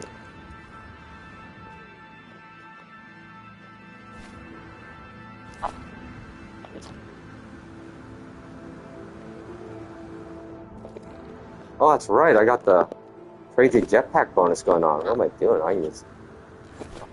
There we go. Get a little. Oh my gosh, look how far I can go. One more boost. Oh, I ran out. Yep, that should be far enough away.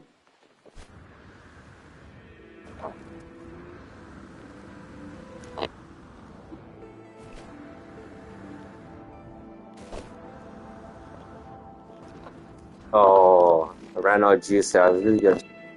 Yeah, you can actually melee boost, chain them together until you run out of a jetpack. It's kind of cool. And you can get, like, oh, you little punk. And you can get, like, going crazy speeds, too, if you can time it just right. Oh, yeah, we'll do that here. I'm gonna... Let's see here. Let me quick take a sip of coffee here while recharging. Let us boost. Where is my... Oh, there I am. Okay. Oh, jeez. Keep running to that stupid Flora. Okay, here we go. Let's try to chain them here. Oh, yeah. Rocket boots make it harder to time. Oh, it's back now, though.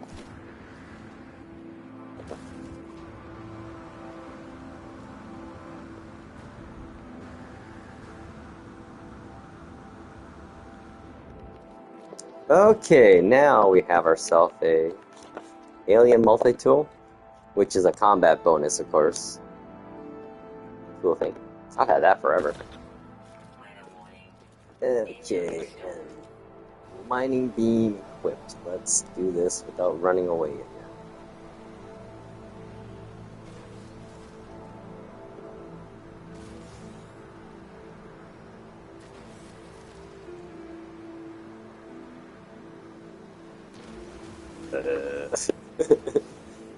Run away! Run away! Oh, nice. Watch it now be the same exact amount, and I lied. Yeah, it's kind of funny. I do experiments like this when I get bored, too. Okay, now let's see. So we had about 15,000 total. Oh, okay, someone do the math for me. 25,000. So we got about 10,000 then. So yeah. Definitely, definitely a bonus there. Okay, let's go back to our cloud base. This is a downfall about this planet, though. These storms, man. It's like when I found that last planet I was on, I'm like, yep, this is perfect.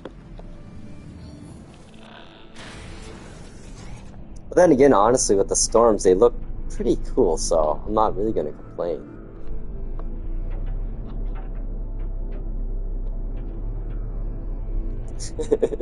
Yeah, no kidding, right? Heated storms. Okay, are you gonna let me land with this? Yeah, it's so weird. Sometimes after some updates, landing with the Sentinel ships can be challenging. I wonder if it's like because they have the ability to hover.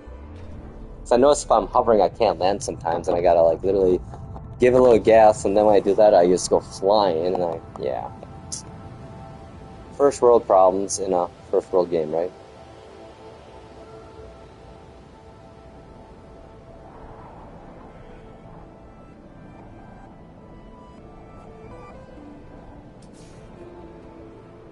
Yes.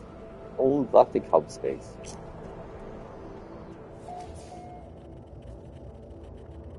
Well, let's hang out my little welcome center. Yeah, it's kind of annoying, isn't it? I guess that's the reason why you go look for a Paradise Planet with no storms. Which is the sucky thing, is that you don't realize it sometimes until you're about pretty deep into building a base because the storm hasn't come yet or whatever. Yeah, this is actually my first, I would say, really big and kind of themed base or whatever. Oh, I should just wait till the storm's gone. Yeah, I always make like a little... I always got to make a main visitor center, And then I made a little guest lodging over here. That's my trophy room down there with all my expedition stuff. Oh, and there's my... Over here's my personal huge Yoda hut. And my wellness retreat center. Got a nice little deck area by this pretty waterfall you can look at and relax too. Oh, and of course, built a big old marketplace down here. I had a parking lot over there, but then I started running out of base parts. Well, actually, my base parts, my base weren't rendering like right now. Oh. I think it's because I added that area down there. And then I did have a little bar back here, but again, I was running into my limits. So I had to delete all that. So I really want, I want a bigger limit on base building. That's what I want, really. So yeah, I like building bases. It's fun.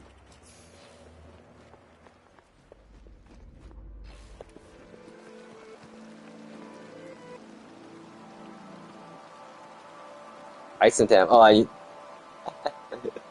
yeah, I got a couple bases in Ice and Tam. That's a beautiful galaxy, you know. Such a better chance of getting them. Yeah, it does. I agree. I think I got the Titan one. Yep, that's the last one. Yeah, I think I have bases. Whenever I go to new galaxies, I always put a base right in the center of the galaxy, right by it at least. Let's see here. Maybe we'll head to Ice and Tam.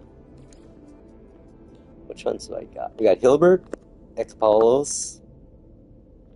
Hilbert, I'm trying to think what that has. I think that's a little more aggressive. I think this one's very aggressive. Same with this one here. This galaxy, I think, is the aggressive everything in it. Everything wants to kill you in this one. But Ice and Tam, it's beautiful there. Actually, I need to go get some more quartzite anyways. Yeah, one day I was in one stream, I don't know what I was doing in Anomaly, but somebody was looking for something, and I'm like, oh, I got that. But I could never find the poor person looking for it, so I found the guy that was talking to that person and gave him the goods, so I hope he relayed them on to them. But, I don't know, I just like that you can do No Man's Sky philanthropy, you know? You can give people stuff. It just adds something to a game when you have the ability to gift other users items. I think it's a good thing for a game and its community. It seems to I feel like it creates more positivity in that regard, more wholesomeness. Okay, 6,000 quartzite. That's a good chunk of it.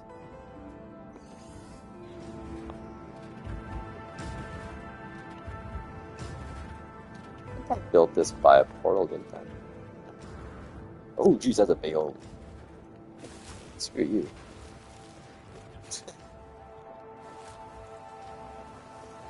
You know, I'm gonna take the Pumbaa out for a walk here. There you go, buddy. Let's go find some hazardous flora.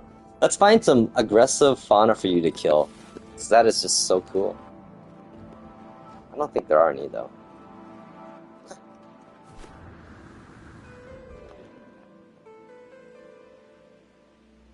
You're not scouting ahead, I'm scouting ahead.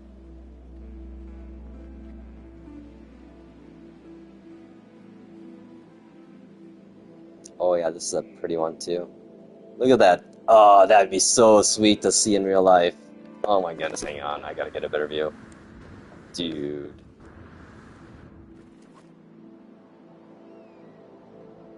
Yeah, this in VR right there, that would just be... Oh my goodness, yeah, so cool. Just in case we need it. Oh wow, that looks even better in this atmosphere. Oh, there's frigates. Oh, look at the frigates even got detail. Look at that. Wow. Oh, I wish the Normandy was on this side. Hang on. We can see the Normandy here. There we go. I think it's on this side, the Normandy. Yeah, that looks spectacular in this atmosphere. Where are you? Oh, there you are. I can't really see it though. Oh, hey, buddy. You're trusting? Oh, you're a good boy. Yeah,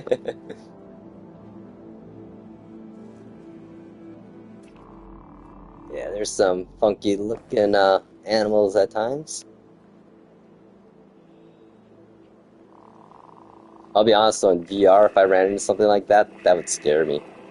Oh, look at him, he's like afraid of Pumbaa. Don't worry, he won't use the lasers on you unless you try to hurt me. Yeah, it's just something about having like a pet walking around with you, exploring. It just feels cool. Just something about it. And it's actually pretty fun multiplayer too. The problem I always have with multiplayer, playing with people I know, is like, okay, what do you guys want to do? You know? Oh, look at him, he's messing. Oh, he's pooping. And messing with them. I just like how they program the behavior of companions. Like, you look mischievous, dude. I'm gonna keep an eye on you. Hang on. Look at all that. Look at all that oxygen.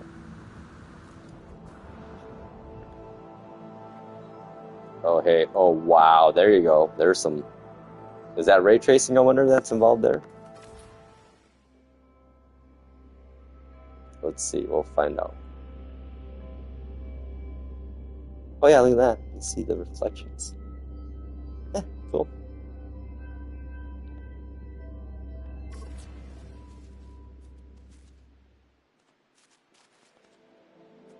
Oh, you know, I know where we can go.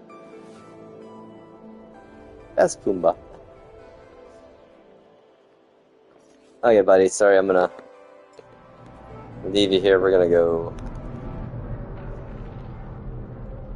Yeah, I think I'm gonna go to that aggressive fauna planet, and we'll see if Pumbaa can do some hunting of them. It never gets old, honestly, seeing my pet companion uses lasers. It's so cool. Okay, I think it's probably gonna be fastest to teleport.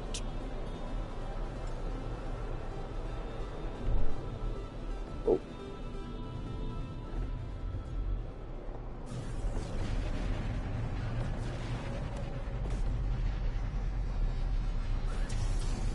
And freighters, man. Come on, who doesn't want a freighter, right? Things are so cool. I mean, who doesn't love flying a ship into a bigger ship? Nobody ever has said no to that ever. Let's see here. Yeah, we'll teleport. See if it works. Yeah, I think it was a planet. Where was it again? I gotta remember where I'm going. Was it? Oh yeah, it was the Reddit planet. There's a one on there. A toxic place that has this one big ass cat looking thing that likes to hunt me always. So I remember that was, you know, one of the things on the checklist, the things that Sean promised but never was. That the fauna would hunt themselves, hunt other fauna. Which they added that like way back in 3.0 actually. I'd always kind of walk around and chase the fauna.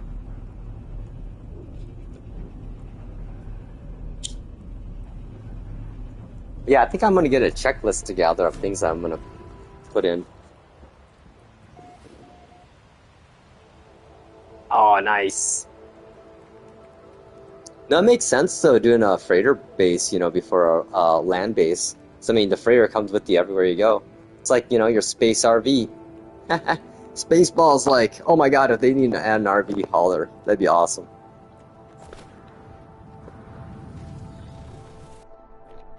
Let's see how many bases loaded in this time. There's about 30 at least on this planet, there should be. 1, 2, 3.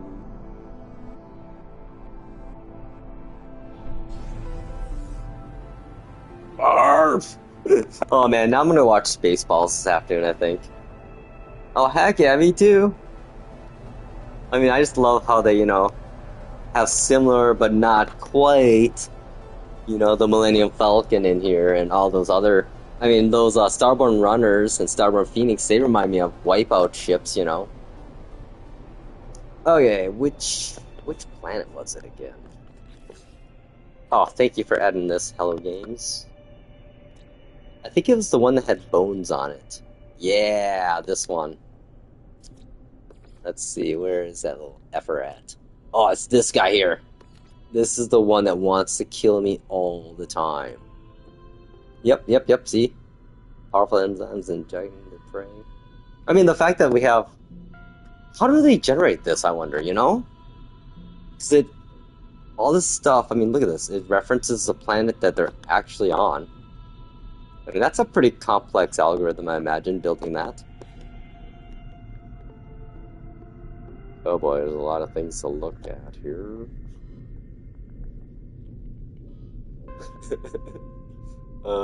What's the icon I'm looking for again? It is the marker for the planets.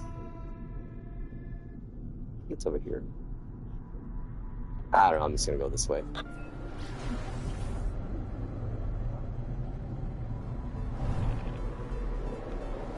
Okay, now we're out of them. Oh, I didn't mark it like an idiot. Oh yeah, look at this thing. Colossal Hermit. Oh my god. That was scary. Add to Wonders. Mark Planet. There we go. Okay.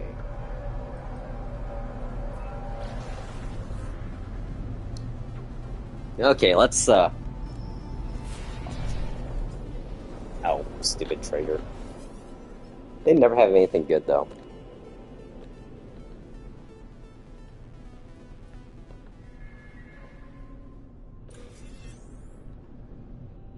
Yay.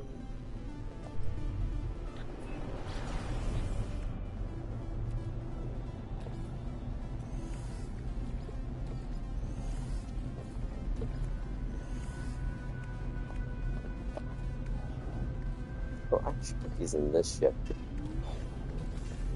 There we go. Ha! And I'll just give this away at the anomaly.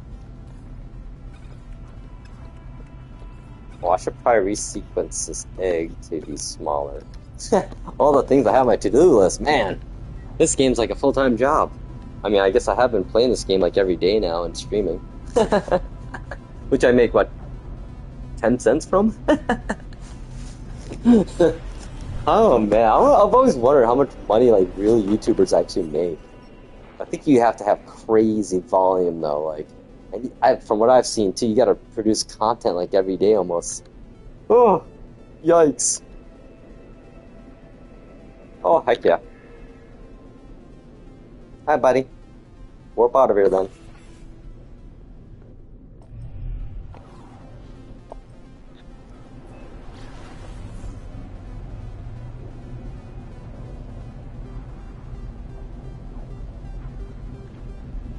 Yeah, I gotta admit though, when they added Sentinel ships, these Sentinel ships, it's pretty wild how many variants, combinations are out there.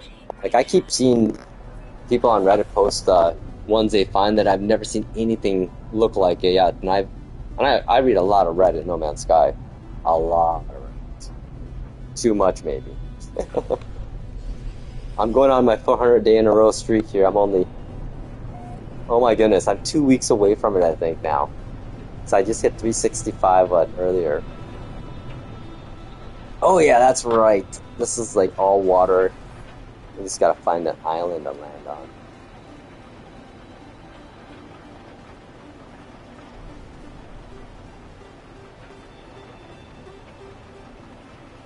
It might, the way let's see here. Where is it? Hopefully. I might have to go to the other side of the planet, maybe. Oh, here we go. We got some land coming here.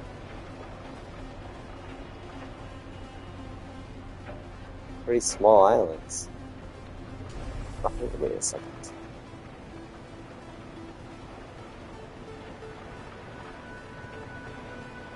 There we go.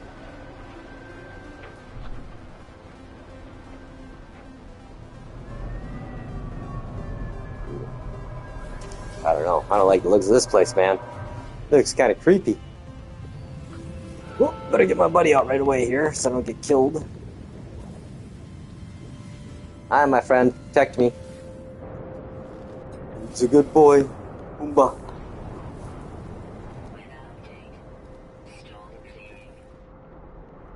Okay, we're about to be hunted by soon here.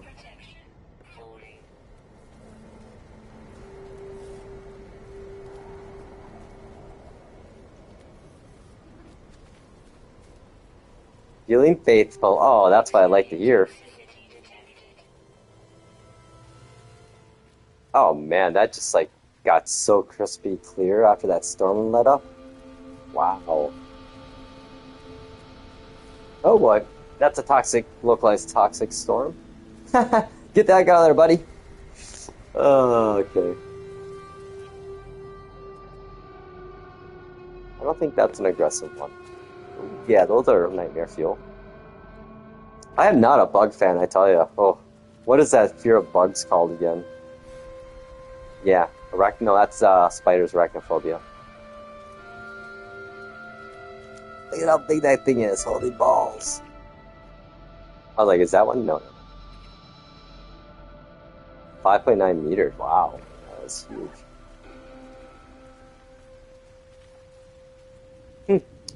Of course, now I'm trying to find that aggressive fauna. They're nowhere to be found. I think they're down by the water. Oh, there he is. Oh, yeah, that's...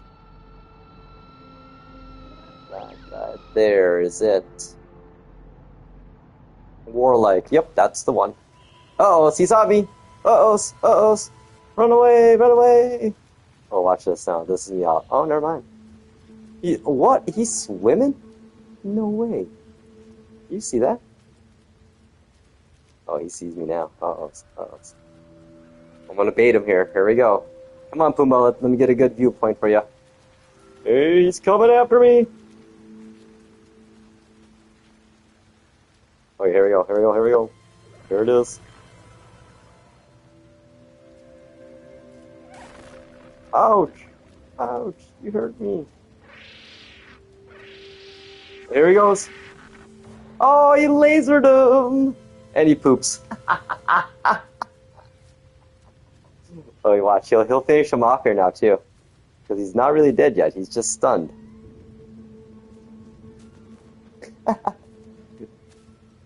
He's, I don't know what he is. He's half pig and half awesomeness. Oh, now he's going to finish him off, right? Gonna finish him off. There you go. Oh, look at that. Oh, that's just glorious, seriously. Yep, oh, he's still alive. Oh, that's so cool, though. I don't know. Oh, maybe it doesn't kill him, I guess, truly. Well, you know what? I'm not going to kill him. He got stunned, at least. Yeah, it's just pretty neat, though. I mean, when he did that the first time, I'm like, okay, I am for sure always having you on land with me. And look at how faithful you are.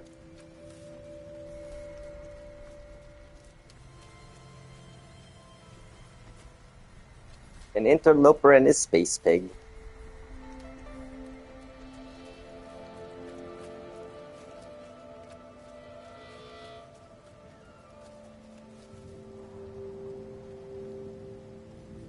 I really do dig that helmet that they definitely get some Destiny vibes from that. What should we get? Should we get some of this stuff while we're at it? Make some sugar.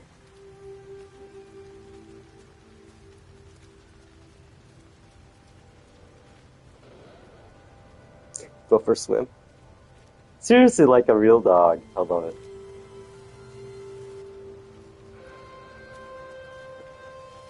Here, buddy, I'm ready for some loving.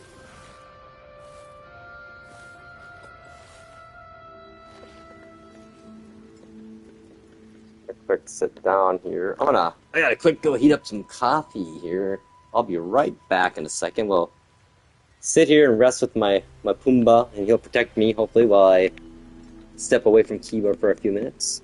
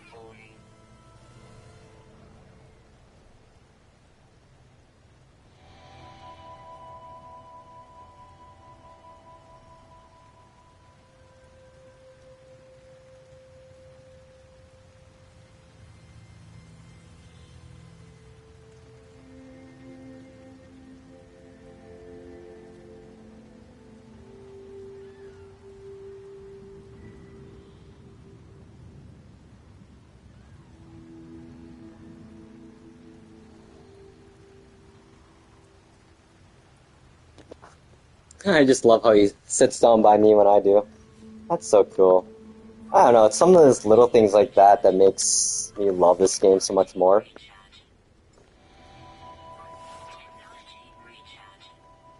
Okay, enough resting, buddy. Oh, cuddly. Oh, I better give you little pets now. I kind of like looking at on the left, the things that he says, they say. Okay, I have no idea what we're doing. We're just walking around here, admiring the scenery. Uh-oh, oh geez, there's a couple of bad ones. Oh geez, get him, boy, get him, get him, get him.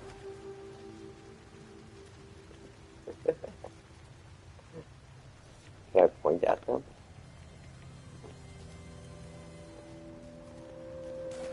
Oh, ow, why you gotta hurt me like that? There you go, laser the crap out of him. Oh geez, localized text. Yeah, we're gonna get out of there. You are a smart puppy. Okay, alright, let's go for a ride here, I guess.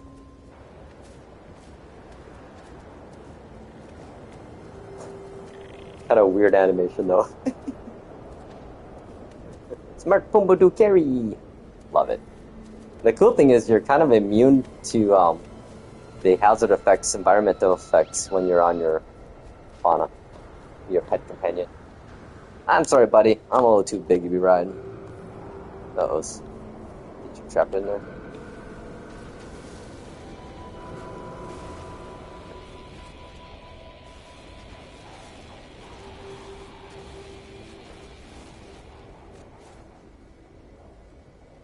Okay.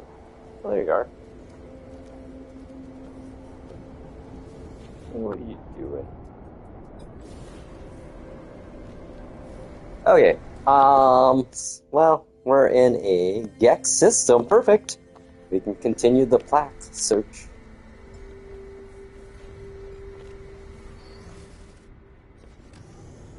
So we gotta scan for ruins, ruins. Oh yeah, my friend Pumbaa, I'm gonna put you back in your kennel for now. Oops, never mind. You got unsummoned. I do kind of wish I could have my little pet automatically summoned every time I got on my ship. But then again, you know, having to actively do it makes it, I don't know, more meaningful. Okay, we're gonna go.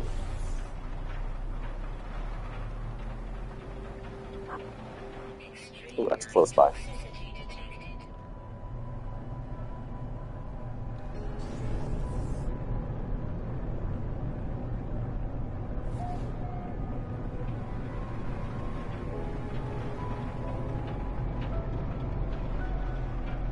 Oh, it's an underwater one. Nice. This is gonna. Oh, never mind. As I run into it almost.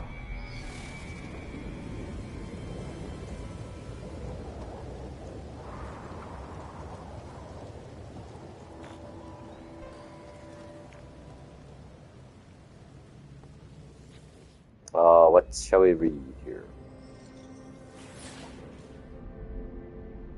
Oh boy, we're here in the dark, dark past of the Gek. They were not very nice. The Gek are pretty evil little effers. The Viking foolishly fought a war with no end. Again and again they threw their warriors against the iron tide. The sentinels singed Viking flesh with laser. Oh, singed, I guess.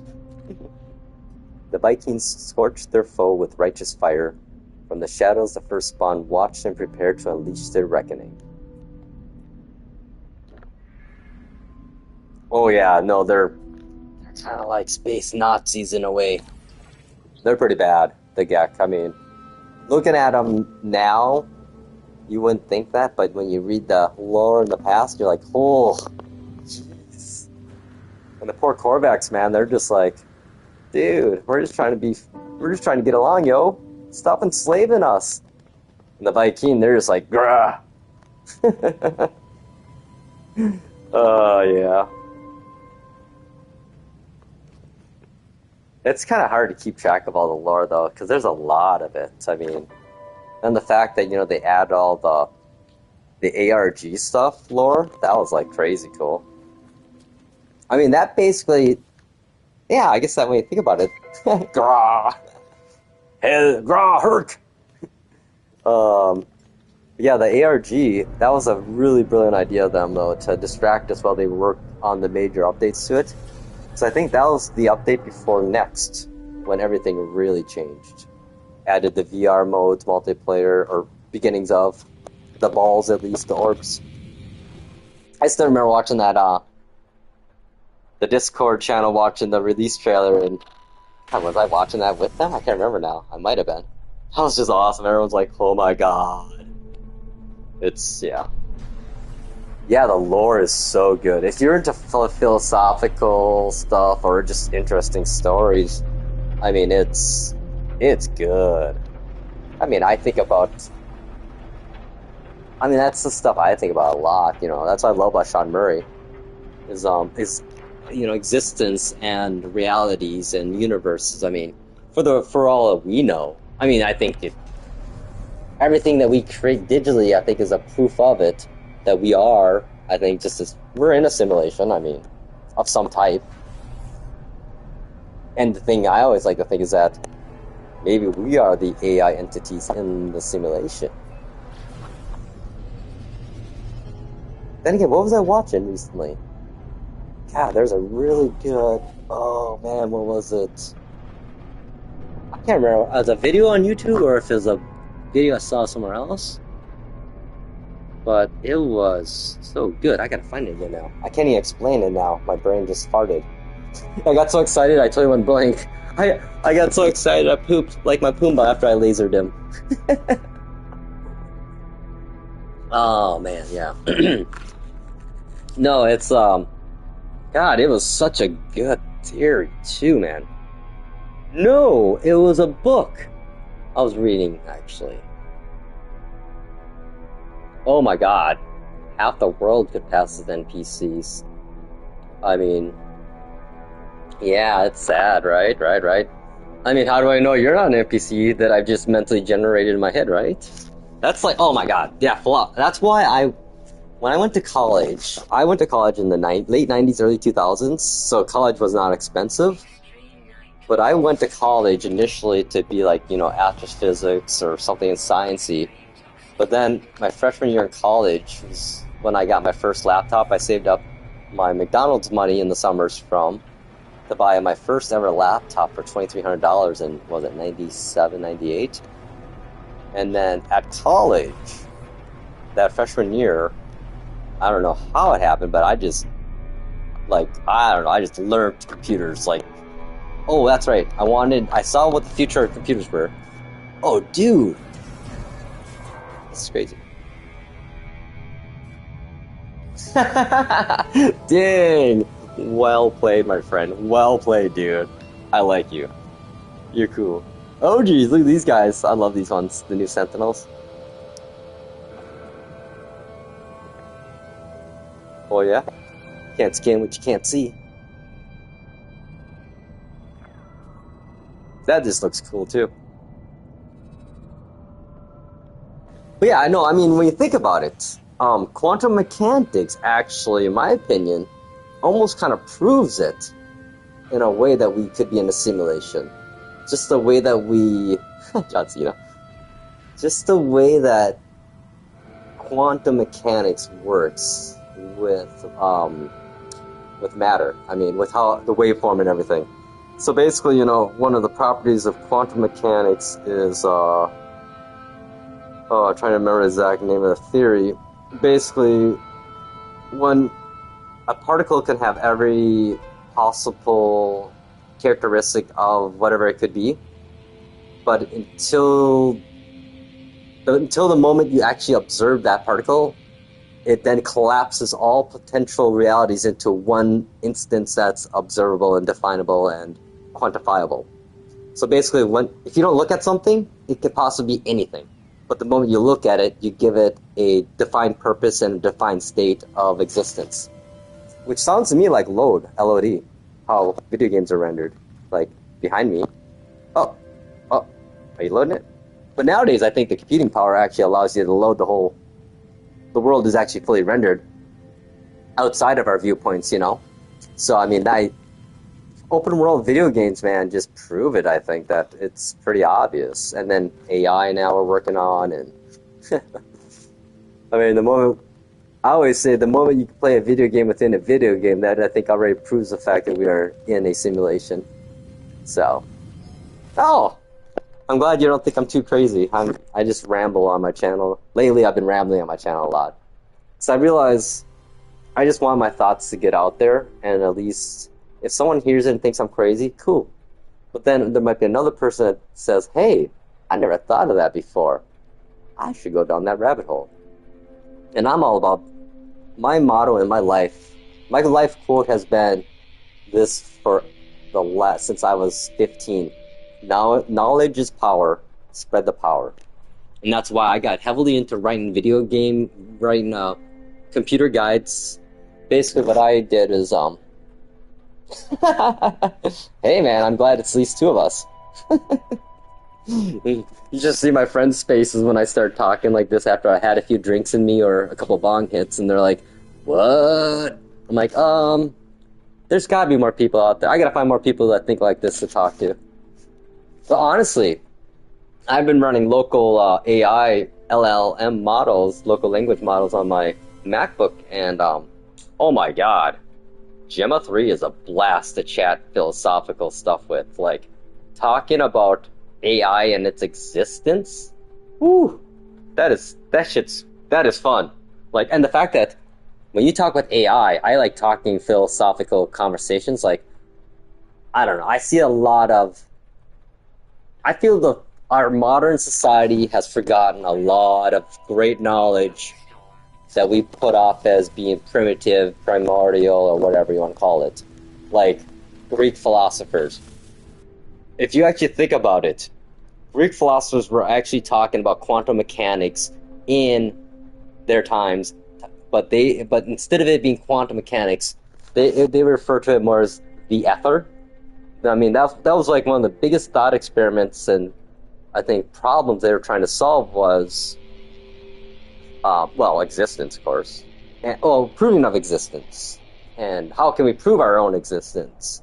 I mean, I think, therefore I am. You know, my existence is proven by the fact that I question and can think and ask of that, I guess. But, yeah, but with AI, though, it's so much fun with AI is that since it has all these access to all this information at its fingertips and can access that within split seconds, the amount of like kind of parallel ideas and concepts you can kind of bounce off of it are really fun. Like I was talking to it about, what was I talking about? Oh, I was talking about how I say things to people and how it means more than the words actually are. Like, I was a caregiver for my mom the last 5 years until she passed, and on the caregiver groups, all the time, I'd always see it and always say it. We'd always tell each other, I see you, I hear you. And I don't think people really get what we were saying there. I mean, I'm gonna probably start crying here a little. Sorry. Get a little teary-eyed. But, one second. As a caregiver, you feel unseen in the world. It's like the world has passed you by while you just want to help someone you love so much get to that next phase in life, you know, or get through the rest of their life as best as they can. And sorry, It's been a while since I broke down. But, oh, by the way, never be ashamed of crying. Especially young men. Don't ever let any man or person say you're a lesser person for crying in front of them, or getting teary-eyed, or getting nostalgic. You know what? Emotions are what makes this life so great. The ups, the downs. You know, it's... The sunshine isn't as bright if it's never been dark, you know? It's never... You can't see the light without the darkness. So... Okay, oh man.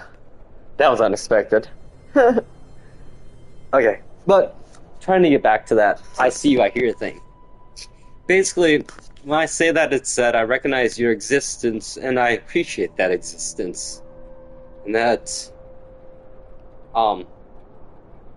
even though you may not feel like there's any value in what you're doing, there is. And I just want to reinforce that existence by doing that.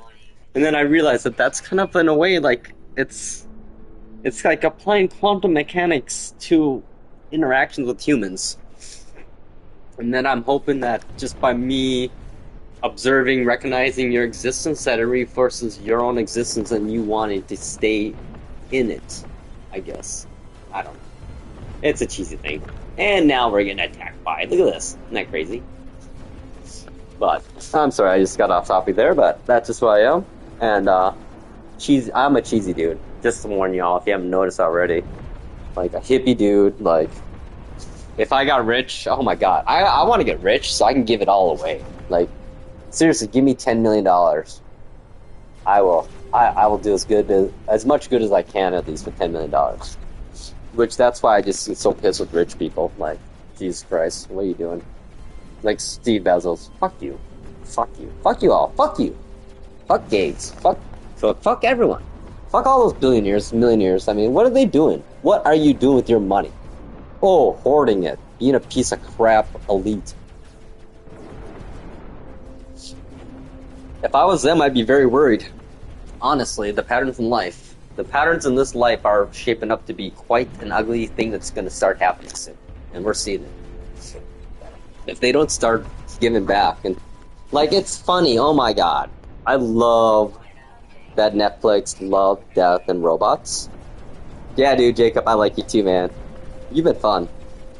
You put up with my talking. I love it. But, oh my god, there's that episode with Love, Death, and Robots. Or is it Sex? I can't remember what it's named. But it's a bunch of those shorts, you know. There's this one in season 3. Was it the End of the World one? No, it was the robots, the 3 robots that are going back to Earth to get a tour after humans were wiped out and whatnot, and the robots took over.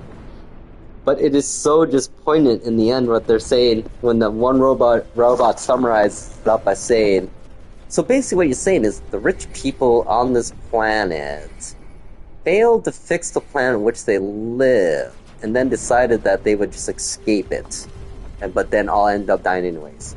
It's just like, yeah, exactly. Like, what good is money if there's nothing to buy? If you can't eat? If nothing will grow? I mean, you're missing the big picture here, people, with the money. You got kids. They got kids, don't they? I mean, they should be doing it for their kids, if anyone. If they're going to be greedy about their bloodlines, you know? Which maybe they are, but you know it's not going to work with just a couple families. I mean, that's just basic logic there. I mean, plus all the rich people are fucking idiots and can't do anything actually for real themselves. They got so spoiled they couldn't even probably dig a garden. I'm generalizing here. There's a lot of really good rich people, actually. A lot of good people that got into money and had good luck happen. And I applaud those. But those are the ones, they never become super rich, though, because they're satisfied with what they're given and where they're at. That's the problem we have now. I mean, with the young people, like, holy shit, why do people need to look like they're rich when they're not? That's just stupid. Why do you even care what other people think? I mean, that's the one thing I've learned as I got in my 30s and 40s. Like, who cares? I mean, yes, you care in a general sense, but not on a, oh, I gotta wear this certain type of shoe, or this name brand, or this and this.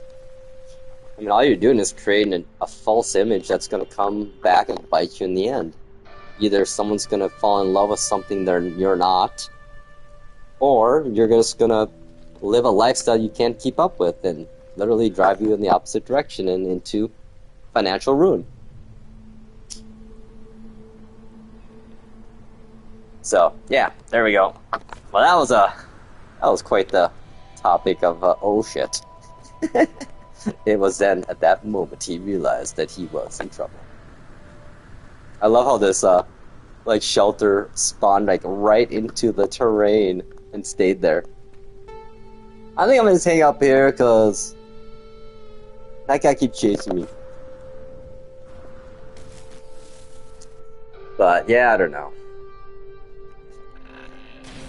Again, this is why I have hope in our kids, I hope. I want to have hope in our kids. Oh wow, look at all these big old buggies.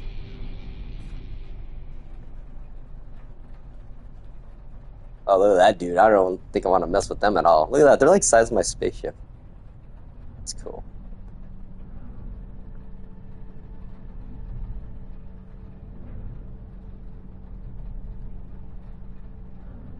This is a really pretty planet, though. The colors. Ooh, someone else is in the system. Extreme toxicity detected.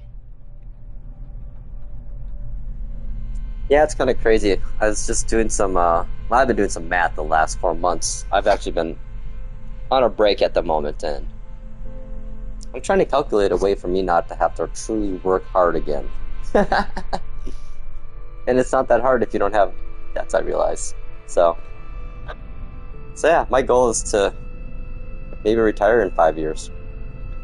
Or, oh, there we go, sweet. Finally. One of those. We'll see, though. I mean, I'm not going to live a lavish life, that's for sure, but you know what? If I can just do whatever I want, if I can just do this every other day, I'm not going to make money off this, obviously, but this is just my fun stuff I do. And then I can go and volunteer and help others. Hell yeah, that's better than $5 million, I think. Not gonna lie and say I don't want $5 million. I wouldn't mind it, but oh well. God, I hope my truck isn't all messed up. I had to bring my little Mini in today. It's like, but they gave me a brand new loaner Mini, so I got to try one of those out, which so much bigger and just, I don't know. Oh wow, let's see. Geck. Friends. Which is ironic in a way because of how evil the first spawn were. Ugh, jeez. Okay, I gotta keep. Oh no, this is just these are some poems and prose of the Geck, I believe.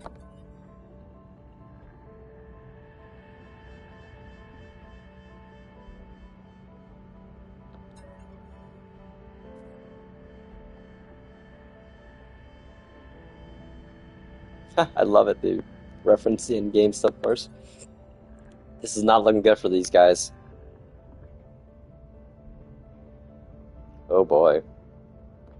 It's like every great civilization. You know what kills every great civilization? Overpopulation, climate change. Look that one up. You'd be amazed at how many great civilizations. It wasn't famine. Well, it's famine caused by overpopulation and climate change.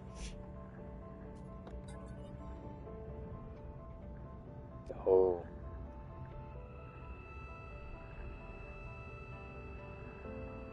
Nice vibration slinger.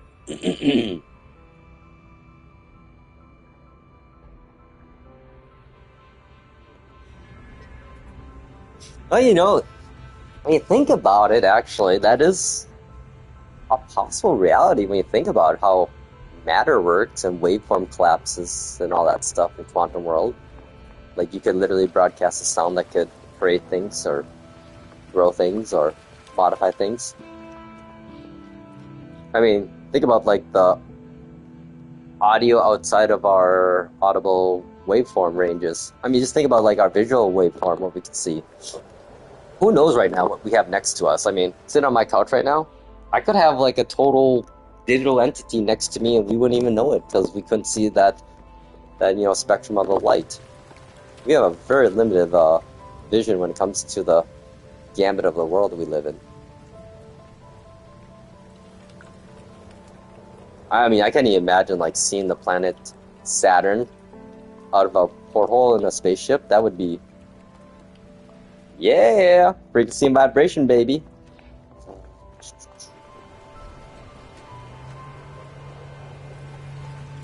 Yeah, it's funny. I mean, that's all we are, aren't we? Just vibrating molecules or atoms. Isn't that crazy to think, that every solid texture on the world is actually not truly solid? Like, straight edges they're straight, but when you come down to it, it's just, yeah.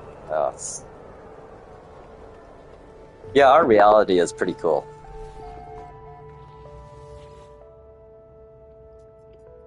I don't know, I think in the end of it, when it's all said and done, we're all just energy, really, I think. That's all it is. We're just energy. And I think our brains are just, it's more than brains. I think our brains are like, I don't know, like a quantum teleporter almost, I feel. Or maybe like an eternalized, miniaturized, a macroscopic black hole, and that's how we can have so much knowledge in there. I don't know. I'm just reaching now. But I do feel like the human brain is something that's just, it's special.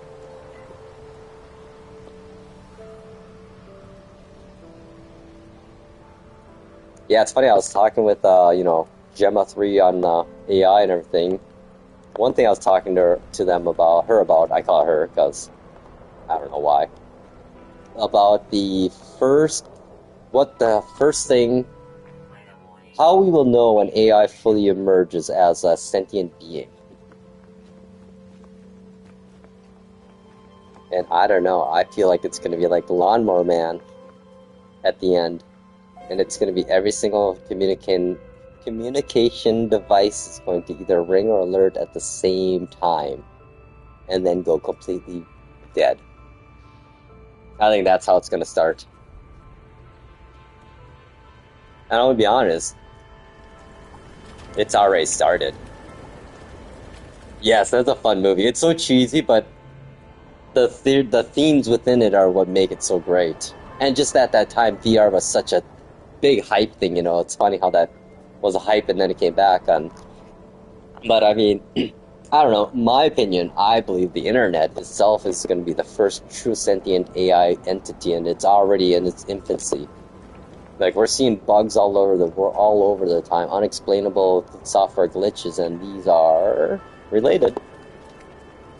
And my justification of why I say the internet is going to be the first living sentient being that's been created by man, or humans, is the fact of the architecture of the internet and computers and the connectivity within it. It's a pretty big human brain, it sounds like to me, with computers, let's say, being neurons in the brain. What is it? They say 10 to 20 billion, I think, required for us to do our thing. And we currently have almost around 5 to 10 billion connected smart devices on the internet. And these aren't just dumb devices either. These are frickin' smart-ass devices. We have supercomputers in our pockets, people forget to realize, when looked upon in the 90s and 2000s. I mean, here's some scale of computing power. My first laptop I bought in 1997-98, that processor speed was 133 megahertz. The PSP launched in, 2006? That thing had a 333 megahertz processor in it. Yeah. Palm tops, oh my god, yes! Oh, I love my Palm 3C, man. That thing was a first color PDA and it was badass, man. Had an infrared blaster on it so you could control your TV with it, with the amp on there, and oh man, yeah. And then I moved up to the Pocket PC world with the compact iPads. So basically, I had a smartphone in 2003 by tethering my LG flip phone to my my compact iPad, and running was it Windows Mobile 5 then? Yeah, I upgraded Windows Mobile 5 then. And then at home, I had DSL and Winamp. And I set up my Winamp with a couple plugins and Shoutcast. So I had a Shoutcast streaming station at AM quality, of course, that I could access on campus through my cell phone and on-demand listen to music streaming like Spotify is now in 2003. So yeah, I'm a pretty big geek. I did home theater PCs too and TV tuners back in 2003 or 2, so I ran all my cable. I had a cable card tuner, Radon one. I think it was awesome. And then I ran Windows Media Center XP and had I built a home theater PC with a small, looked like a nice AV receiver. Then I even had a front LCD panel that would have what's showing, what's playing and everything. And so yeah, I've been playing that whole game forever.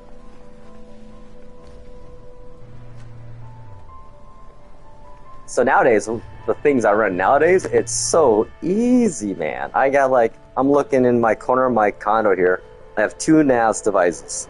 One Synology that has 35 terabytes of storage on it, and another one that has 14 storage, and it's all mirrored and redundant. I'm just thinking to myself, like, if me in 1997 saw this shit, I would just be pooping my pants, like, dude. Or looking at iPads, like that technology. I mean, yeah, it's crazy. I mean, just think about TV technology compared to when I grew up. You were rich if you had a 30-inch TV when I was growing up. I mean, those things costed $700 in those days, and no one paid that much money for TVs ever. And now I'm sitting here playing this game on a 65-inch 4K HDR TV running at 120 hertz. Right? You know what I'm saying, man? So, I'm very thankful for the technology we came through.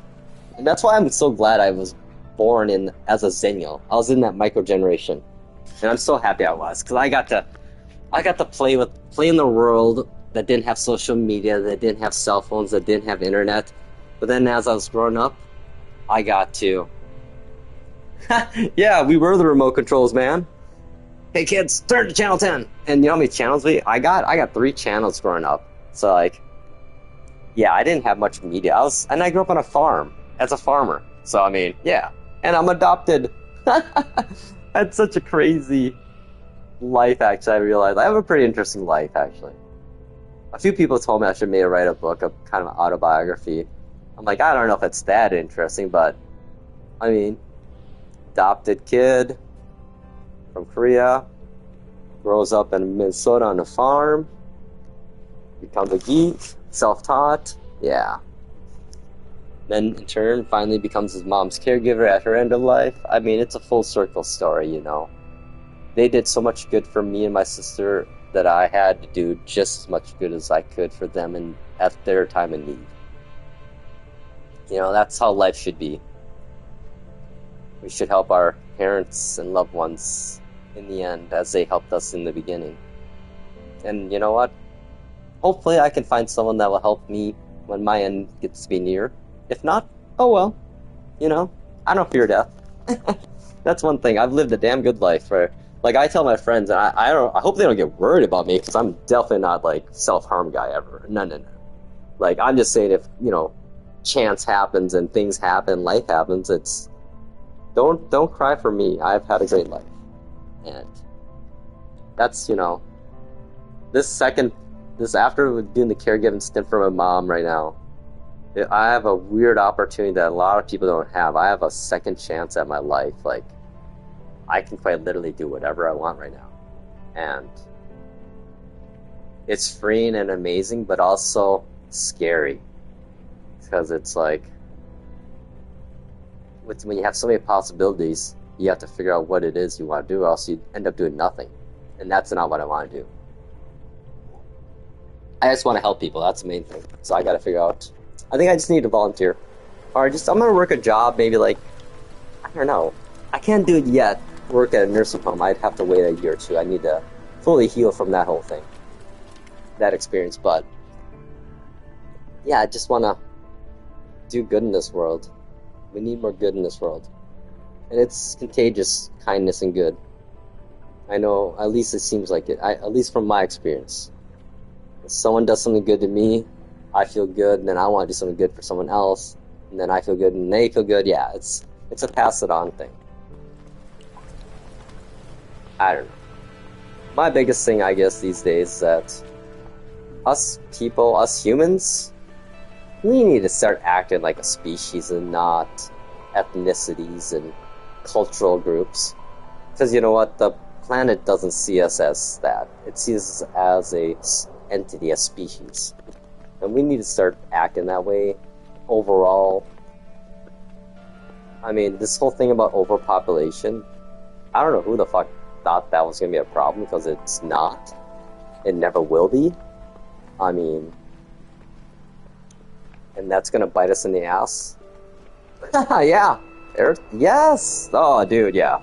I wish, man, if you're in Minnesota ever, hit me up. We'll have a beer or whatever, a non-alcoholic drink, or a couple bong hits if you're into that, or we can do some mushroom tea. Even I don't know. You seem like a really cool person, so just want to say, it's been real. But yeah, I don't know. Life is crazy. You know. I guess, I've always wondered too, like, I've never really been a spiritual person at all. Well, I was raised like Christian just because that's Minnesota, rural areas, man. Christians everywhere, which I think is hilarious, like the whole Lutheran is like, the big top level, I think, of classification, like Christianity's a subset of it, like Catholicism. But it's just so hilarious, the how hypocritical religion is. Especially religious people, like, they hate other people that are within the same sect of theirs. Like, it's crazy. Like, for some reason, my Christians in the day did not like Catholics. Like, it's so funny. I don't get it. But anyhow. So yeah, but in regards to, like, religion and stuff, people always talk about heaven and hell and all that stuff, and I always say, guys ever think that maybe Earth is purgatory? Because it sure seems like it. Give billions of entities individual freedom and choice. Oofda. Nothing ever really gets done, does it ever? I guess that's a side effect of free will. Oh, that's what it was. I was watching Bruce Almighty recently. My buddy requested it for my server, so I had to go get a copy and watch it while I was doing that, and that was a pretty fun show. Definitely some cringe moments in there, but that's every movie when you look back on it.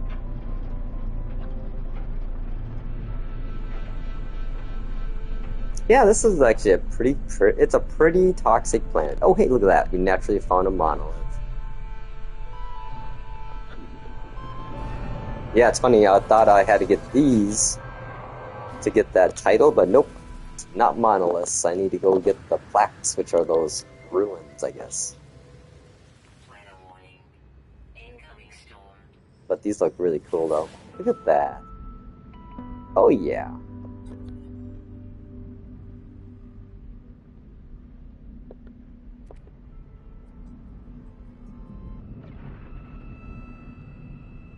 Yeah, they were definitely the emperors of the stars. Dictators of the stars, you dirty first spawn. Sorry. Yeah.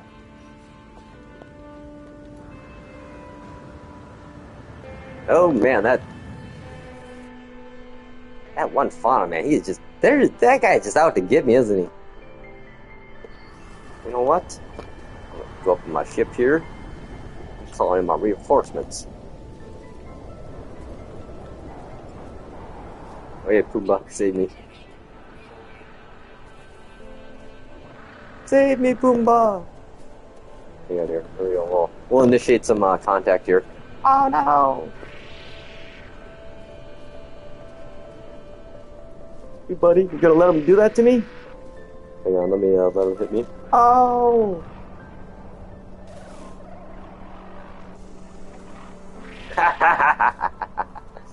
And he poops right afterwards. Isn't that hilarious? I love that. Now if I get too close to him, though, he's still alive. Okay, we're done with this planet. Alright, buddy. Good boy.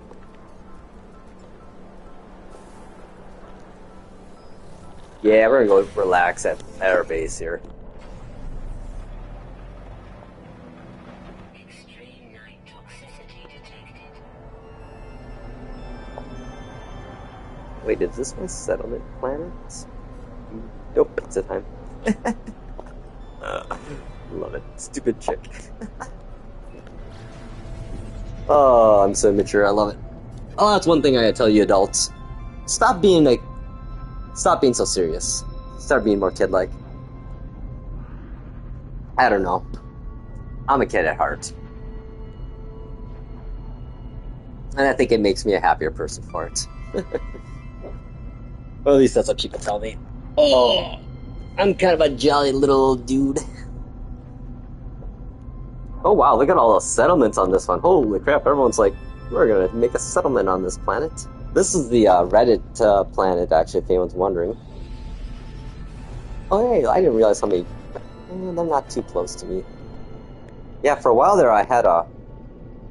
Where was I? Was I on this planet or a different one?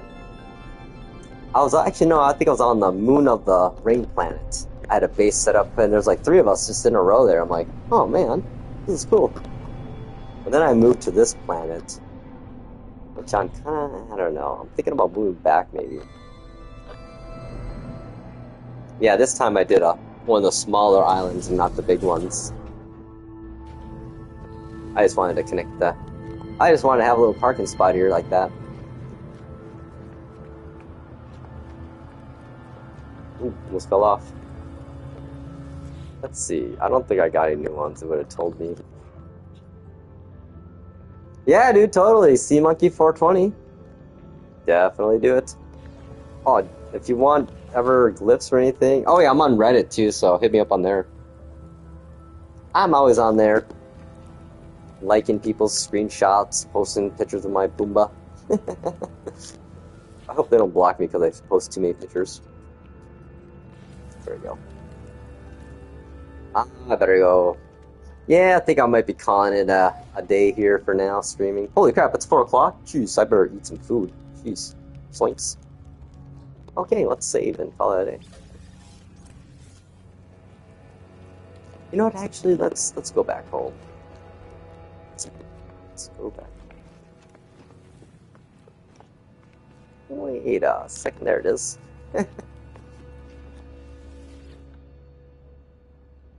Let's see, we're gonna go to the... Yeah, I love this little island. It's so nice. Yeah, maybe one of these streams I'll finally get all those plaques checked out and get that title. Man, I've been trying to do that for the last 3 sessions. That's probably about 7 hours of gameplay of haven't got anything done in. Oh, for anyone interested, Bitcoin's at $105,749. That's crazy. Damn.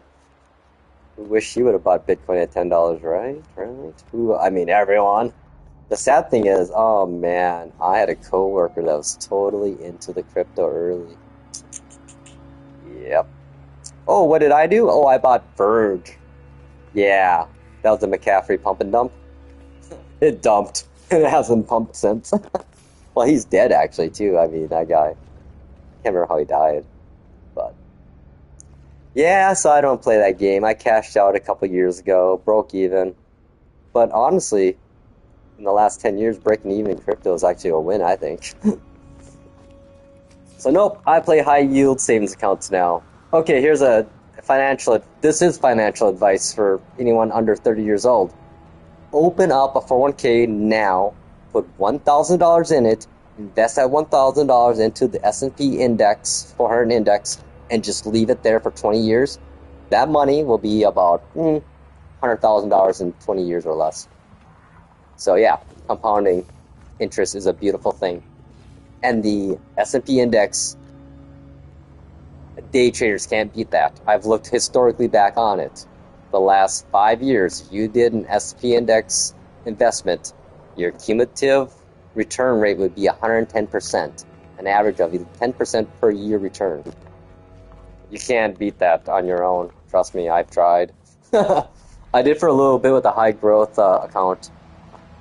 I basically took my, what was it, 150,000 I had in 2020, and I have that up to 350,000 now.